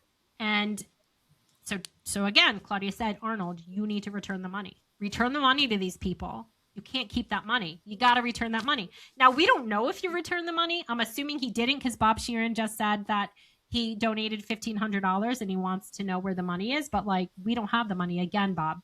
Dr. Feldman has the money. Or he did. And if he doesn't, I don't know where it is. It was only ever in his name. He's only the anyone who ever had access. Yes, we posted about it. Wish we hadn't. But we believed him that his brother said we can sue Kolodny. So if you did donate, ask Dr. Arnold Feldman for your money back because it was in a GoFundMe to sue Kolodny. And we knew really early on that we couldn't sue Kolodny. Now, that was a long time ago, so I do hope that we can sue him at some point. That I actually want to see criminal charges brought against Kolodny. Suing is not enough. I want to see that man, in my opinion, belongs behind bars. He's killed a lot of people. Yeah, Bob did say that he's going to sue Kolodny. He said that to me yesterday. So good. I hope he does. I He hope killed a he lot of does. people, and they're still making a whole lot more unstable day by day. Yeah, and they don't. I mean, that's our biggest reason for like posting things like Kolodny Lies, because I want to show you, like, that's actually one of my favorite videos I've ever made. It's on our new YouTube channel now, also called Kolodny Lies. I think I went over the top 5 lies, and one of the biggest ones is that he says we've had an epidemic of opioid addiction. He doesn't like calling it overdose epidemic. He likes to call it an opioid addiction epidemic. And I showed you in that video over the years from 1999 until now how the addiction rate to opioids never changed. We never had an opioid addiction epidemic. That's not what happened. What happened is people who were addicted to opioids, who were taking available opioids like OxyContin, when they took that away, they went to things like illicit fentanyl and died. So that's why the overdose numbers went up. So, yeah, he lies a lot. And he's also, we put out a video saying that he, maybe 6 months ago, we thought that he was going to be an expert witness in the upcoming, that there would be lawsuits in KRTOM. And sure enough, he showed up last month. We heard from Matt Cato, the lobbyist of for that KRA2M, and he was there on behalf of law firms, and so now he's making money with them too. I mean, I know for the Johnson and Johnson case alone, he made $750,000 as an expert witness in that one case alone. So he easily has made $5 million, easily, without He it. definitely made more. That's terrible. Yeah. Does anyone else have any? Let's see. Jana says, I was watching a 5-minute clip from today where AOC was questioning the drug scheduling. Yeah, I need to post that hearing on Patreon. I'll make it public.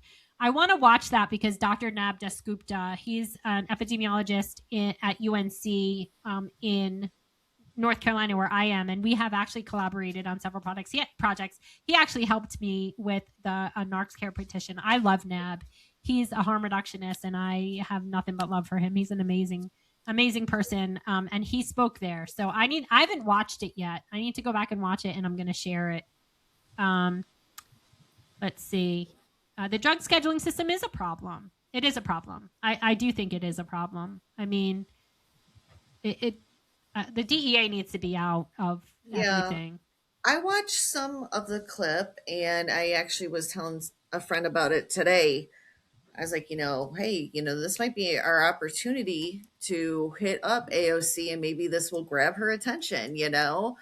But it's nice to see this talked about. But yeah, it all needs to go. It's not doing anybody any good. It's preventing the scientists to do more research into various drugs, and it's just causing more havoc, right? Every time they schedule something, they ban something else worse pops up. So how all of this has spiraled in such a bad direction, and how it's affected medicine itself, healthcare, and I don't know. Yeah. Maybe there's hope. I don't know, but that would be great. There's another thing that we did that I wanted to. This was supposed to be a wrap up, and I didn't even have time to prepare everything. But in Sarasota, some of you might remember a few months ago, we saw a press release in Sarasota, Florida, that the ambulances were going to stop carrying opioids. That they were going to have just IV Tylenol to replace opioids. And then if that didn't work, it would go to ketamine. So we submitted a FOIA, a Freedom of Information Act request to them, which they just returned. And it's like this email dump. I have to figure out how to open it. I can't figure out how to open it. But anyway, they called me, like the chief of the EMS there called me when I submitted this FOIA, and we ended up having a meeting with him and the medical director who ran this initiative, and they sent me all the information.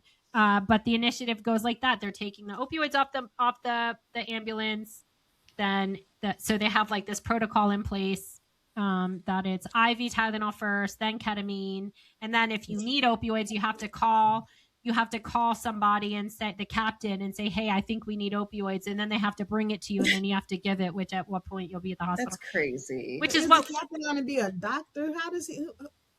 No. And they said, and I have all this, and that we had a long meeting with him. He was actually a very nice man, Chief Nadler. Now the medical director, the DO, who was contracted out with them to create this, he was not a nice man at all. He would, the whole time we were in the meeting, this was him on his phone. I even said that he seems bored. Like he doesn't seem to want to be here. But Chief Nadler, his name was Chief Brian Nadler in Sarasota. He was extremely nice. And he said we'll keep in touch. He's responded to me a few times, and I'm gonna touch base with him because I told him we want to see outcome data. Like I want to know what you're collecting, because how do you know that it's going well? Just because there's less opioids, or how do you know that people aren't harmed by this situation? And why would you ever take opioids off an ambulance? And he said the biggest reason is because he said EMS workers weren't giving pain medicine at all because they were stigmatized, like people wanting pain relief. They stigmatized them and thinking they're drug seekers, so they just didn't give them anything. And that there was too much red tape around opioids, and so this was the best thing to do. And I was like, so instead of just having a campaign where you educate them to treat pain, you take opioids off the ambulance? Like that does not make any sense. And how is that less red tape if now they have to go through 17 steps and then call somebody and then bring it? They're not going to give it when it's right there. You think they're going to go through those steps? So I had Dr. Bauer look through the information, and he and I are going to go through it because he's actually done research with ketamine for pain relief. And he actually said that the protocol was horrible, that it was not following medical care or any kind of sound advice. So we will be updating you on that also. If any of you are in Sarasota, and if any of you have happened to know anybody who has used the ambulance in Sarasota since in 2026 and their experience with it, I would love to hear from you. Info at the drpatientforum.com, because yeah, that's crazy. I mean, so ambulance, opioid-free ambulance, opioid-free ERs. We have opioid-free anesthesia. Like what? I mean, what are we doing? Giving out a lot of Suboxone in the meantime, though. Crazy. It's terrible. Yeah. So let's see. Anyone else? Break the leg, or like I know we said someone who's been burned, or just and not to get the relief. That's terrible. It's a sad climate we're in when you think about it. And I was just talking to Anne Fuquay. She is working with Dr. Kertes on that suicide study. She's a pain patient. And she was just telling me, I think in Vanderbilt, the children's burn unit, she was saying that they got to where they weren't giving pain medication when they would like debride the wounds for these children. And she said that several nurses ended up taking their lives, killing themselves, because they had PTSD so bad from the children screaming because they wouldn't treat their pain. And they were doing a debridement?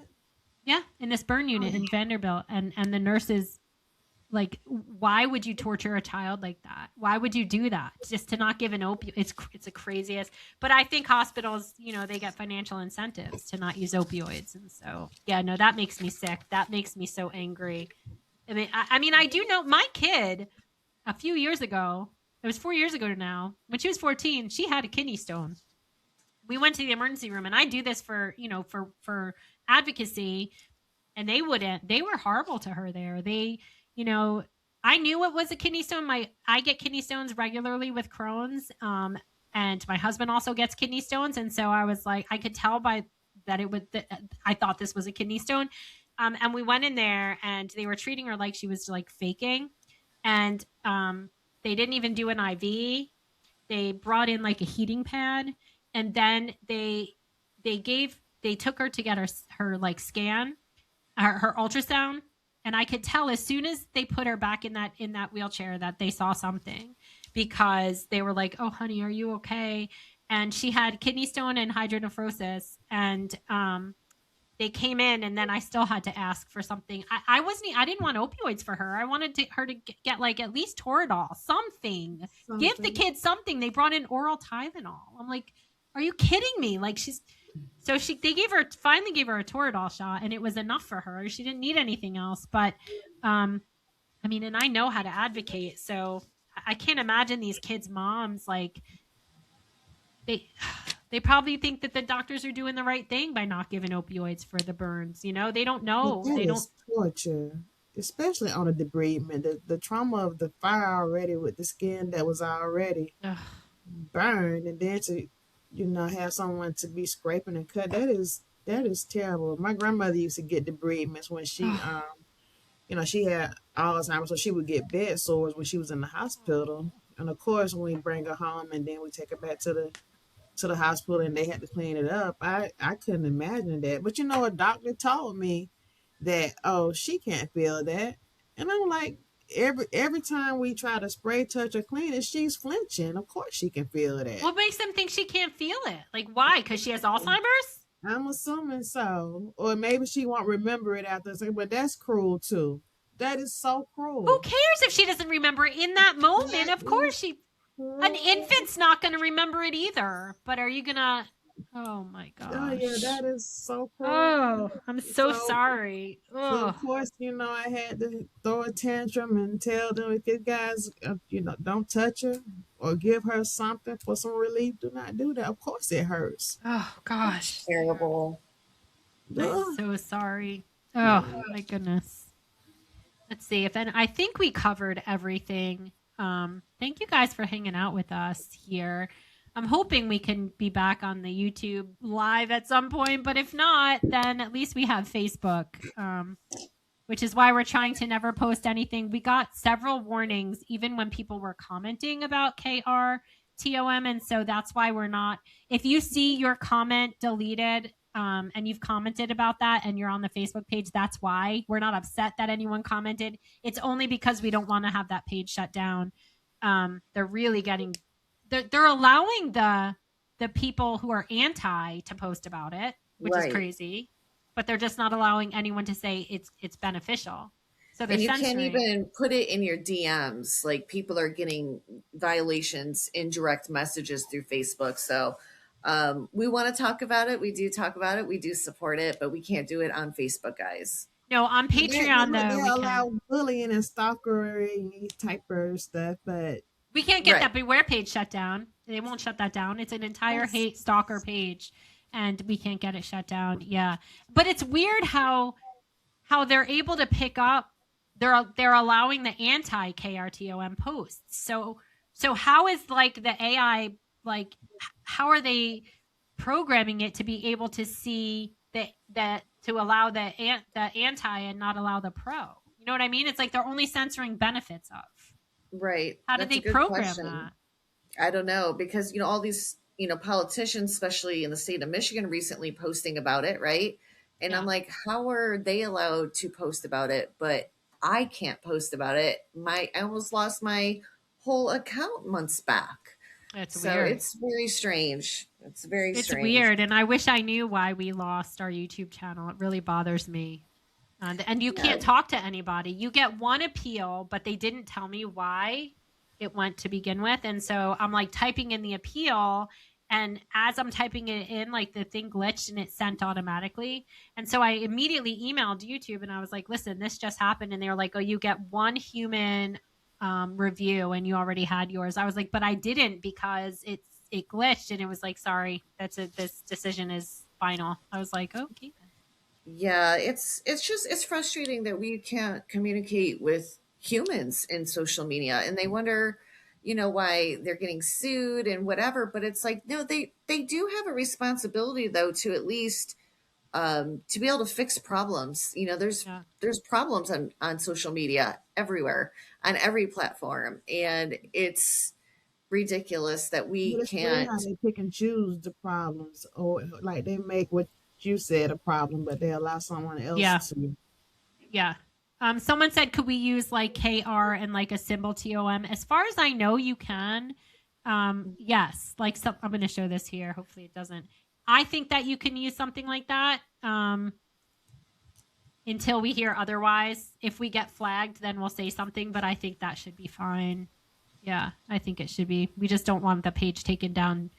But Ryan, thank you for being Ryan, you're such a good sport because Claudia and I were like attacking you, and I feel so bad. But thank you for being such a good a good sport about it. I really appreciate it.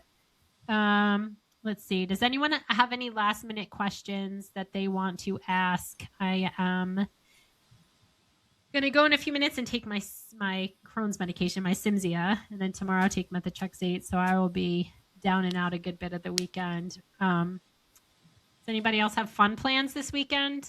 Anyone have anything? Stan, what are you doing this weekend? Nothing.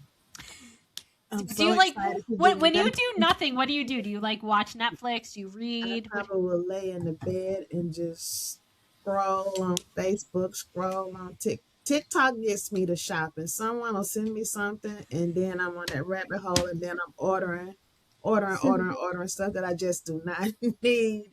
So yeah, Clothing or like housing stuff? Like what? it could be anything. It could be a sofa. It could be some glue for my nails.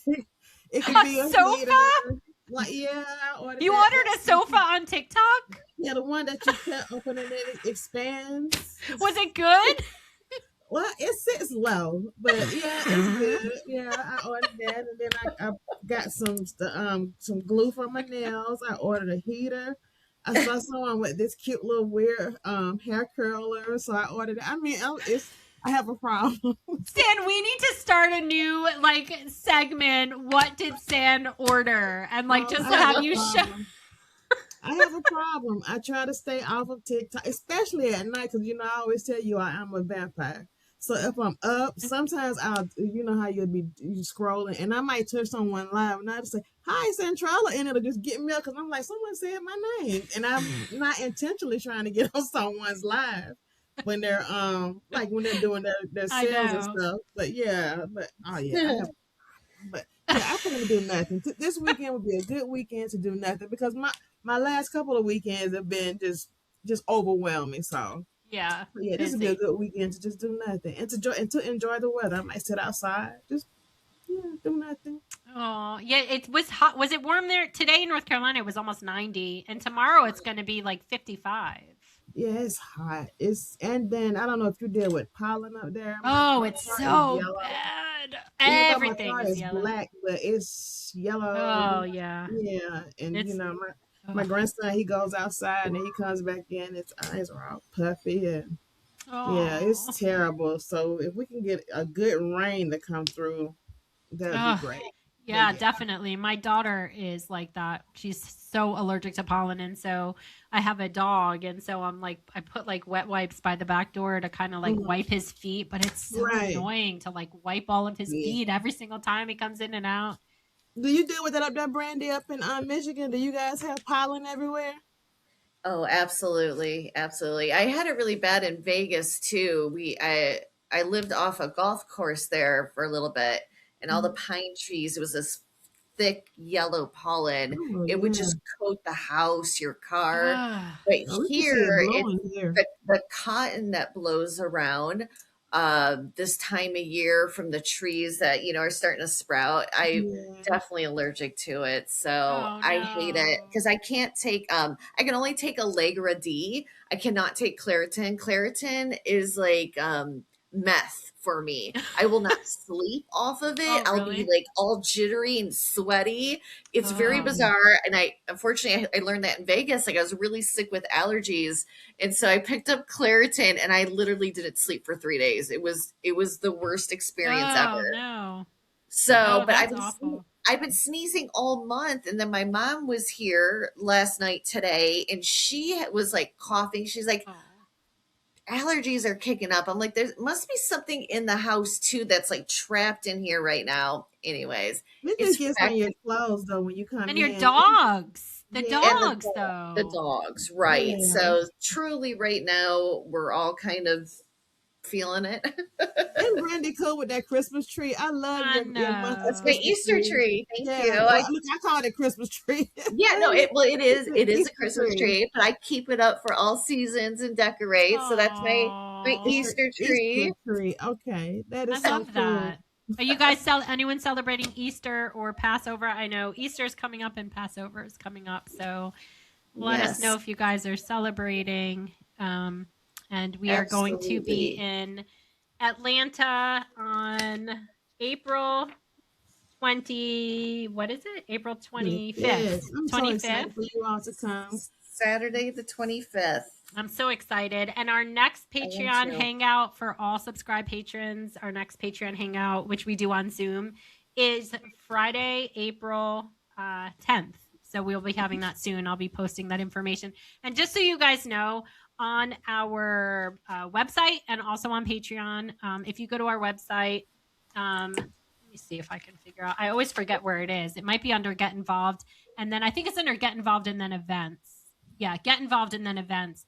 We have the Google Calendar, like a live Google Calendar that is embedded in there, where we have all of our events coming. Like this live feed was on there, and if you click on the description, it'll give you the link. So it'll have all that information, like for Claudia's support group and all of that, in case you ever forget one of our events. It'll be on there. We're And I trying host to a weekly support group for DPF if anybody wants to come on. Oh yeah, So- that's on there too. It's on there Yeah. recurring. It's on the thing with and the we link. try to do an hour, but it kind of looks like this. We'll start at about 3 and it runs 2.5, 3 hours sometimes. Oh, And it's good. So yeah. So thank you, and everyone is Sam. welcome to join. We share information on there as far you don't as, have to like, be from your state to join, right? right. Anybody can join. You don't have to be from Georgia. I was kind of headed that way when I started it, but other people were asking could they join. I'm like, absolutely. Yeah. I wonder if we should take off the Georgia part and just make it a support group. I stopped putting Georgia on it. I just I'll put take- DPF Weekly Support Group. Yeah, take it off Okay. there. Yeah, Yeah, I've been I'll posting take this that as off. DPF Weekly Support Group because we have Excellent. it's an even mix. I may have a few from Georgia and then I have people from other states. I had a guy think from China jump on once. I don't. Really? Yeah. Oh wow, that's excellent. I love Yeah. that. Yes, San and Brandy are such blessings to us. Like, I'm so glad. See, San found us scrolling on Facebook. So all the middle people of the following. night. All the people following Claudia on Facebook and like is what pushed that out there. So keep pushing it out there so we can find more Sans who can come join us. And Yes. we need more We need Sans. more Sans. But I'm gonna be laughing about you buying that sofa for a long time, San. That's Oh, hilarious. yeah. You're like, Oh, because most yeah. people are like, oh, I bought some clothing, and you're like, I bought a sofa and TikTok. Yeah, I have a problem. I have a ring light right here that was on there. It's giving me light. Yeah, I have a. There is a problem. lot of cool. I have a lot of stuff in my like to buy on TikTok. I have bought a few things. I bought a pillow, and actually, my mom used it last night. She did say it was quite comfortable for her, so that was a good buy. So I know what you're saying. Like, there's, they I get have a whole you, thing. especially when they have those like I think they call super chats or super buys or something like that. Yeah. They get me every That's time. So yeah, I have a My daughter does, but I have two, an 18-year-old and a 21-year-old, and my older one does buy a lot of stuff on there. I bought one thing on TikTok. It was so embarrassing, but it was like this neck for like this They neck got- firming cream, and it doesn't do anything. And everyone's like, "Oh, this is the best! I swear by it. It was the Oh, yeah, best." they Wait, it was like excellent purple. reviews. What was it called? Lift or something? And they're like, I put this on, and because I'm almost 50, and like I can just starting to see like a little, and it like really freaked me out. Because did you guys ever like pick up your phone and all of a sudden it's like on the camera by accident, and you're like, oh my, what is that? What is that? Angle? And that's why I went to, and I saw that and I bought it. It didn't help. Oh yeah, I have a problem. I buy stuff. I even buy. I don't even travel that often, but I saw I know back in the day, we used to have the infomercials with the bags that you can put your stuff in and suck the air out of. Well, now they have Yes. this new one with the little handheld thing that you suck the air out of and you can travel with it. I don't need it, but I got it because it was on sale. They had it. Maybe it might have been $25 and they brought it down to 10, and I was like, oh, that's a good deal. I gotta get that. So yeah, they getting me. That's hilarious. Now I feel like I need to go on TikTok Shop because I Oh, feel like don't I do am it. missing out. No, it's Yeah. addicting. It's Do bad. not It's like do it. it's QVC for our age. Yes. It's Oh, I used to be love QVC terrible. You know what? You say that is so nostalgic. Do they still have it? baby. Wait, they don't have it Yes, anymore? They still Oh, have okay. it there, but I They think they still don't have have it. it online. But my TV would be on there all day long, like I'm looking at a show. My Danita? husband will be like, "What are you looking at? It's nothing." They Because just they're on the same thing for comforting, 30 though. minutes. They're Yeah. comforting. They're so happy about life. They're so sweet. Danita said the 20-year-olds praising wrinkle cream just cracks me up. That is the truth. They're like 20. And they're also, what is up with the 20-year-olds talking about getting preventative Botox? What do you mean? They're doing it too. They're That's doing it right silly. now. It's actually terrible for you to Yes. do. It causes more problems. Do not touch your face like that when you're young. Yeah, Don't do I know that. a lot of, I work in the apartment industry, and the leasing agents, they always want to look really nice, pristine. And they talk about when they go, they got to go this weekend and get their tune up. And I'm like, what's a tune up? Because I'm old. And What do they mean? yeah, so they go get their tune. And I'm like, your faces are so, you're just so cute. I don't see a purpose. They're just taking your money at this point. Because if they're not going to be there, you're still going to, I guess the whole point is like, It's you not get good wrinkles from like always. doing Yeah. that. So if you can never do Yeah. that, then it'll never be there. But Yeah, you're just so going to. when you frown, they call it 11s, and Yeah. I guess it gives them like that arched appearance on their eyebrows, really arched. I say just shave them off and draw them on it, at this rate. But I know that, right? Just I don't know. Especially that young. But people look crazy. People look. tune-ups. That's what they call them, like cars, huh? You're getting your tune up. Yeah. Well, it's been a good unfiltered today, ladies. I enjoyed being on here today with you all. Yeah, I sorry can't wait for to meet venting y'all in again. Atlanta. I know, I'm so excited. I'm so excited to see Brandy and Claudia and I all met together for the first time. I never met Claudia in person until a year ago, December. That's the first time she and I ever met. And then Brandy and Claudia met in person before Claudia and I did. And then the three of us met in October. And now the four of us are going to meet. So I'm very, very excited. Very And I'm excited. excited for you ladies. I'm just excited for all of us to be together, to go live together. The You know, it's just plastics. the plastics will be together. It'll be fun. That plastic thing was classic though, guys. I know Claudia said she's never seen the movie it came from. What did it come from? Mean Girls. Yeah, Oh, I have seen Mean Girls. That's what she's talking about. Okay, because I was like, is she calling us fake? She's calling us Mean Girls from. Okay, Yes, I got it now. The plastics, because they were so perfect, and nobody sits with us on Wednesdays. I remember. You gotta wear pink. We never wear pink on Wednesdays too. Yeah, something like that. But they had you all in pink. I thought it was cute. I said, this is the cutest. No, she even made my hair longer, which I loved because I'm trying to grow it out. And I was like, she made us look cute. It was really cute. I said that was clever, and then people actually liked it. And then I told you for Claudia to post it. And then they put it as like the profile picture of that hate page, and I was like, "Are you trying to offend us?" You know what? It made people come on to see who you guys were. I know. Thanks. Thank you so much. Right? That's hilarious. Thank you guys for coming. Thank you. I see Lee's on here. Thank you, Lee. Lee has been a huge support to me during all of this craziness. So I appreciate it. I do. Sometimes I'll just text her because I have to vent, and I'll be like, Lee, it's bad. We have to be able to vent though. Like it's been so hard, right, Bev? Like even with me and you, I'm like, this stuff is just crazy, you guys try to take the high road. People when they ask me questions, I'm like, I'm new to it. I don't know. When they're asking me, it's like they want me to give them the spit. I'm like, I don't know what his issue is. And I said, again, I don't just call these ladies and be like, hey, what's going on? You can call me anytime you want, for sure. But you know what? I don't care.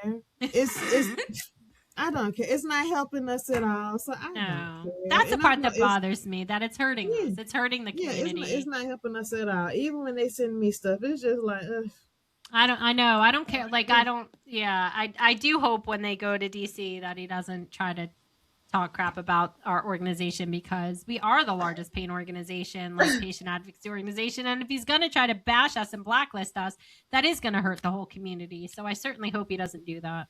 Well, if he's there in DC and they look at that and they listen to that, it's something wrong with them. If they actually listen and absorb that mess, especially without checking, like fact checking, Yeah.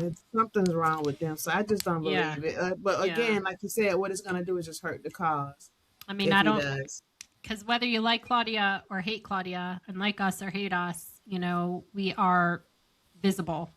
We are the most visible pain organization. And to try to get us blacklisted makes no sense. Yes, Oh, we have I a don't lot know. of good I'll information start on that. thinking. I'm gonna start thinking sideways. Like they are being funded by the anti-opioid people now. Maybe they Makes did you sell wonder. out. Maybe they wanted to Makes you take that wonder. money, and they're like, "We want you all to go after the doctor-patient forum." Like, who's to say? We don't know that. I don't know what Maybe Bob yeah. had to make a deal with the DEA because he got himself caught up in something. Yeah. And we in did. order, That's right. right? That's right. And we don't did, know. there has been, we've gotten a few messages from people. I do want to say this before we go on a serious note. We got some messages from people saying that there has been some pain advocates who have offered to send them pills. Let me just tell you, if anyone ever offers that, if it's an online pharmacy, if it's a pain organization, if it's anyone sharing, no, don't do that. Don't do it. Don't do it. It's not from a doctor. It's not a real doctor. It's not a real pharmacy. No one's being your friend by giving you a pill. Don't take it. And especially You if they don't know what you're taking either. No. That's right. That could be You deadly. don't. You don't. Don't do it. It's a risk that you should not take. Yeah, and Yeah. there have been deaths in the pain community. We know 2 of which were they did overdose on illicit fentanyl, and we don't know where they got their pills or drugs or whatever from. We really don't know, but it's really sad. And I know some people. We know a lot of people are desperate, but please don't do that. Yeah, don't do that. We don't want to see anyone die. We just don't. So, on that note, and if anyone tries to reach out to you saying that they're the Doctor Patient Forum and sending that's not us. So there's a lot of fake accounts. Always reach out to us. info@thedoctorpatientforum.com. You could find me on Twitter, IBDGirl76. I don't answer my Facebook DMs. There's too many, so I just stopped. But you could message me on Patreon or you can figure out a way to contact us or Brandy or San if you have any questions about any of that. And anyway, thank you guys. We love you guys. Have a good weekend. Have a great weekend, and we'll be back at it on Monday. Bye. Bye, everybody. Bye. Bye. You guys stay on here until if you don't mind, stay Okay. on here.